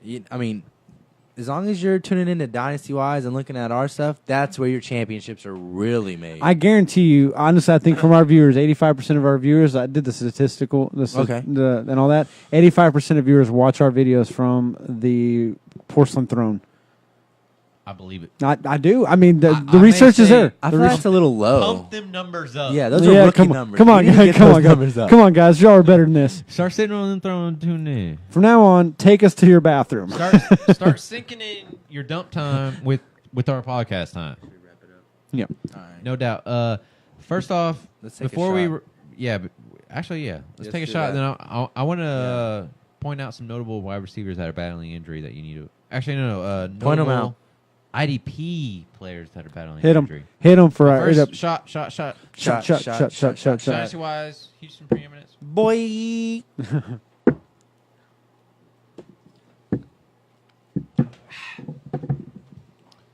Notable IDP players battling injury. Number one, I'm going to say right now, Anthony Hitchens. I called him the first week to sit because I didn't know how he would adjust into the Kansas City defense and how he would produce And that was as a that tackler. miss. And that was a big miss because immediately from the get-go, right out the gate, he's been fucking putting up them numbers. But he's battling a rib injury. So in his absence, I'd say D Ford is the man right now. He's the hot hand, and in the absence, he's the man. Yes. Depending how your league is set up, he can be a linebacker, he can be a lineman, he can be an edge rusher, depending how you can plug him in. But Anthony Hitchens dealing with a rib injury. Houston native. Xavier Rhodes. Fifth ward up in this bitch. He's dealing with an ankle injury, and as a cornerback, you don't want to be really dealing with anything no. with the legs, especially when you got to deal with these. Yeah, it's probably hard to backpedal. I don't know. Not even that. The way that they, The way you Cut, pivot, yeah. the way you pivot and turn and the all way that. the offense, or the way the refs have been personifying the offense, and it's harder to do things as a defensive player. You can't check on the line anything anymore. It used to be 5 yards. You could put that contact. Now it's like, what, 3 yards, if that? If you look at them wrong, they're probably going to call. Honest to God, if they called a bullshit pass interference call on me, the receiver that's going up against me, they might want to get off the field because I'm giving them the ref a reason to call pass interference next time. Seriously, if you're gonna do it, honestly, if I'm gonna get called for it, I'm gonna get. I mean, they're gonna earn it. I'm taking you out. Yeah. No bullshit. I'm going Steve Atwater on this bitch. Damn. That sounds Next on the IDP notable injuries that you need to watch out for is Reuben Foster. He's dealing with a knee injury. I'm pretty sure he's already ruled out for the week. Yeah. So if you're an owner, just look for your next mark. He's still on your team? Another one, of course. Of course. I've been talk about hope and dreams. I'm telling you, there's a lot of wishful thinking going I'm on. surprised he's still on my team, to tell you the truth, but I just can't let him go because when I look into the waiver wire and look what's available, he's the number 1, 2. I can't do it. Joe's more likely to hold on to a linebacker over an offensive player. Yes, it's been proven throughout my whole 2 and 3 years that I've been in the league with these two fellows that my defense has been carrying me throughout. I'm IDP Joe for a reason. I make all my points from IDP. I hoard them for a reason, and they don't even get the love in our league like they should. They don't get a practice squad spot. No, that's only offense. We're going to have to bring that up next season. But No, you can put a defensive another person I own is Khalil Mack. He's dealing with an ankle injury. It's been a big factor that him being out. It's been a big factor with him being out that he can't eat, as he said once before, that he makes all his money from getting them sacks. I mean, not from the sacks, from stripping the ball. Yeah. The ball is where he eats. He doesn't look for the sack. With the new rules, we're tackling the quarterback and stuff. He's looking to get the ball. And with IDP, that's what you want in your linebacker. Somebody that's going for the big money shots. Yeah, because when he strips the ball out of their hand, it's a sack big fumble. money shots. So he gets credit for a sack and a fumble. Yep. Exactly. Sack, forced fumble if he Sack. recovers.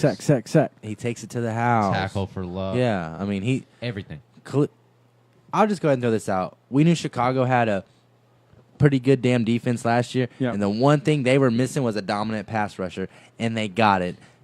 That's the scary part. And that was last year. They needed the dominant pass rusher, and then they went and picked up Roquan Smith, and then they picked up Khalil Mack on two. It's like, good God, dude! That just scares the shit out of me. If Allen Robinson turns into what they think he can be, they still need, when Shaheen comes back next year, him with Burton, and then another receiver, and if Biscuits takes that next step, you're looking at a very dangerous team in a very competitive AFC North. Yep, because that totally turns it around. Yeah, I mean, it's kind of crazy. You think that normally one defensive player doesn't make that impact like that. You wouldn't think so, but one, Khalil Mack is that talented. Two, that was their missing piece on defense. They had the secondary. They were there, and then they got that one guy that's going to get after the Adam, you're a Chicago fan, and I hate you.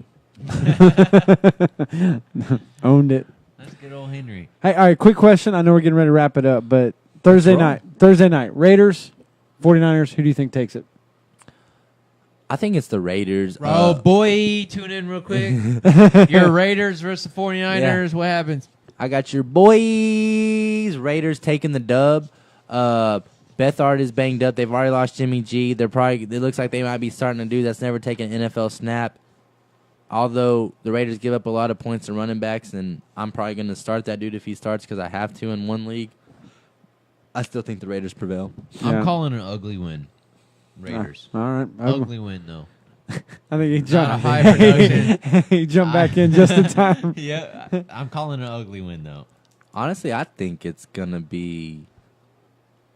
I think Carter's going to have 3 touchdowns, almost 300 yards passing. And Stamp it. And they're going to win by... Oh, man, you're just trying to appeal to boy. And then they lose. No. Oh, snap. Let's see how that changes when that catches up. Let's see if he was going to catch it. No, I think it's Raiders, and I think they win by a touchdown or more. I tell you what, if Jimmy G was still healthy, I'd probably be leaning 49ers. And I can understand that because that's a tough matchup. But I'm with the Raiders on this one for this week. And I'm a big Kyle Shanahan fan. I think offensively, he's the man. that must be when he said they're going to lose. Sad, then he said they would lose if Jimmy G was. So honestly, I'm a big Derek Carr fan. I think the Raiders, personally, they've just let me down this year. I picked them to be a lot better than what they have been. What's let you down? Is it the coaching moves? Is it GM moves? Is it the play? Their performance. I was a big Gruden fan, and I think he's a good coach. And I don't know if it's me expecting more out of them based on the talent they had. I'm not a Raiders fan, but I would have a hard time you telling me that we're going to trade away our best receiver in Amari Cooper. Yes, you got a first-round draft pick, so we ain't switching up, man. I'm telling you, the Raiders got the dub this week. It's just I got to question. I got to question a few things. Don't let them discount you. I'm going to tell you right now, I'm going to say it again.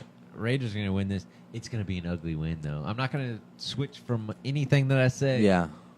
It'll be on the back of Jared Cook and Doug Martin. Yeah. I think so. How do you feel Jordy Nelson moving forward without Amari Cooper? I hope he fails because I dropped him. Jeez. Jeez. I mean, there should be an uptick, in all honesty. Yeah, there's no choice but for him to get the action. He already had 30-point games this season with Amari Cooper. Yeah. Was that 1 or 2 times? But then he had like 1.8 points last week. So the consistency is in there. But now that Amari Cooper's gone, he's going to be the one that they rely on. Yeah, he has to be. Him and Cook. Yeah, him and Cook, and they're going to run the ball with Doug Martin and Jalen Richard. And we know going into the draft, the Raiders are looking at pass rusher and wide receiver. Yeah. That's exactly it. What? All right. Well, you want to take us out? Before we take us out, though, just one thing. Actually, you want to go ahead and jump that real quick? The LaFell? Yeah, go ahead and do it. Go ahead, bub. LaFell, another Houston guy, straight out of the H-Town. So, we got love for him. The opportunity there for him, but I don't know what's going to go on. So, I believe his team's on a bye. Where is he right now? Is it not the Bengals? No, I think he's on the Raiders out there. Oh, yeah, you're right. Yeah, because they are. Yeah. He's like the 4th person right now LaFell. Didn't he go to like number 2 or 3 now? Like, I mean, he had to go up. I mean, No, but that's I'm talking true, about though. right now. He's like the third, Yeah. fourth person right now on Yeah. the depth chart. Yeah. Right. I mean, he could. I mean, LaFell has shown flashes, but he's never been consistent enough to be that guy. But we'll show him love because he's H-Town. Before Yeah. we break out, though, we want to introduce our sponsors again one more time. But first, if you're tuning in, bye weeks. Bye week. There's Yeah. a lot of them this week. Yeah, we're gonna Cardinals, hit Bengals, Colts, Jaguars, Giants, and Eagles. If you have anybody starting on the team, sit them. Put that graphic back up. It's coming up. Oh, okay. Yeah. I can't see. We're on a delay. It's yeah, guys, gals, fantasy players, pay attention to the bye weeks. I know sometimes they'll slip up, and that's the quickest way for people to start talking shit about you in your league. Is if you have someone on bye and you don't fix it, get on the waiver wires. Shoot us your questions. You get on the waiver wires. Let us know your top 3, 4 choices, and we'll try to help you along the way. Yeah. That Saturdays are getting a little bit late though, but you can send it to us on Facebook as well, and we're usually pretty Yeah. good about responding, or Twitter. A lot of times, hey, we've got some folks in the inner workings as well. Make sure we can plug them out and hopefully get some info from them as well. I'm actually known as an asshole in our league with the... Not just in our league. Okay, outside of the league too. But I'm actually known as an asshole when it comes to the fantasy perspective because I look for those bye weeks. That's usually the time that people feel safe that they can maybe drop a player, Yes. pick somebody up, I love and it. just hope that they come back next. Yeah. And I just capitalize on that every season. I get players from people thinking that they're going to be there the next week. Yeah. Yeah, you just sneak in there. You snake them, man. Yeah. What's the term for that? Is there a term for that? Yeah, they're dumb and you're not. All right, that's fun. But we're gonna coin the phrase. You just got snaked. Yeah. because Just that's got it. wised. Yeah, you just got wise. That's Oh. it. I like it, Joe. I like it. You just got wise. Don't worry, Robert. We will add you, my man. We will get to it. We love your interaction, man. We trust me. It's been great, man. You don't go unnoticed. We're No, actually going to be raffling either a spot or two. We're going to start a whole Dynasty Wise IDP league next season, courtesy of Dynasty Wise. We're going to have a bunch of people coming in that are startup IDP players that don't really know about the individual defensive players or individual defensive positions, depending on how your league goes about it. Yeah. And we're going to be doing a startup. So, And we want a lot of you're, fans. You're really definitely on our top thing. Yeah. You're probably going to get an invite, but we're going to be raffling off 2 spots for that league. It's going to be a 12-man league. 12. Okay. Yeah. Like I said, actually, I'll be honest with you. We'll probably do a lot more than just one league startup because we have a lot of other people, and we want to reach out to everybody and help everybody grow as a fantasy player. Yeah, that's This is for yeah. sure happening next season. Yeah, that's what I'm saying. We might even do more than that though because we have a lot of Yeah, inquiries. it's been growing quite a bit. We might have to do like one Dynasty Wise guy and 11 others. You know what I mean? Yeah, So we'll work it out, Raul. But like your interaction, you're on the top of our list, man. Yeah. Trust me. We joke around and have a good time, but seriously, thank you, man. Yeah. We appreciate it, man, and we appreciate. Yeet, I'm with it. Hey, man. Like I said, A quick reminder, boy, DM us. Go ahead and DM us the address. Yeah, DM us the address. Actually, we actually have Clayton that's in a mega league, which is way more than 50. I'm gonna tell 80. you right now. I got 80. Yeah. I'm in an 80. But I like the 50-man league, and we might actually do something like that as well. But if we do it, it's going to be some money goes to charity. That's just how we do it. We love giving back, veterans especially. We love America and our veterans and what they do, homeless, and we're going to do all that, man. So don't worry, Ro. As long as you keep tuning in, man, we got your back as long as you got our back. Love it. Just don't forget to DM us your address, man. I told you, I got a shirt, and I might even have a little stress reliever football for you. Yeah. Ooh, See if we can go on. it's in I it. got one in my But truck. go ahead. Do you? Yeah. All right, yeah, that'd be cool. If you want to follow us on Facebook, it's fine. It's Dynasty Wise Sports. If you want to follow us on the Twitter, it's Dynasty Wise _LLC. Instagram is Dynasty Wise Sports as well. Yep. And you can follow me personally on Twitter at DynastyWiseClay. And I actually agree with what Raul said earlier. How y'all going to cut his boy Clayton out like that when you put up a graphic? Oh, snap. It just happens to be whoever's sitting on that side. I'm the ugly one. No worry. Yeah. No worry. We're trying to go we try to go the most appealing and the best mugs in the scene at all times. So we got to cut them out every once in a while. That's why we're going Me radio. myself too. I'm too good, Raul, so they try to take me out. That's why we're going radio. KTXF. KTXF. Download the TuneIn app so you can find us 8 to 10 p.m. and then Saturdays and Sundays 6 to 9 a.m.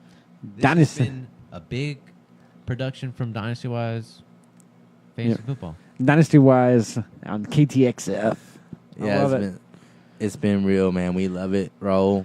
#1 fan. We appreciate you. Don't worry, Patu doesn't take it as anything. No, it's dude. all Hey, love, man. Hey, dude, that was great. Honestly, dude, that was spot on because that's how I feel sometimes, man. Hey, man, you can't. It's fantasy football, brother. You can't take it too serious. I enjoy it. It's I gotta love. say right now, though, make sure to download the TuneIn app and find us on KTXF because our first live radio station is happening tomorrow. Yep. From 8 to 10. And we're they're going all to be holding the 2-hour slot. Usually we try and aim about 1 hour and 30 minutes. Today we just went into 2 hours and 24 minutes. We're pushing right now just to practice for tomorrow's live event. Yep. Get ready because we're going to be showing every little aspect that Dynasty Wise has to offer, from baseball to fantasy football to combative sports with your host, Renee Joe. Yeah. Awesome. Yeah, we're not. It's not going to be fantasy football dominant tomorrow, but Raul, we do expect you to tune in. Everybody get the double thumbs up before I close it out. You ready? All right, man. Hey, thanks for Dynasty tuning in, Wise, everybody. Dynasty Wise out. And we're out. Dynasty Wise.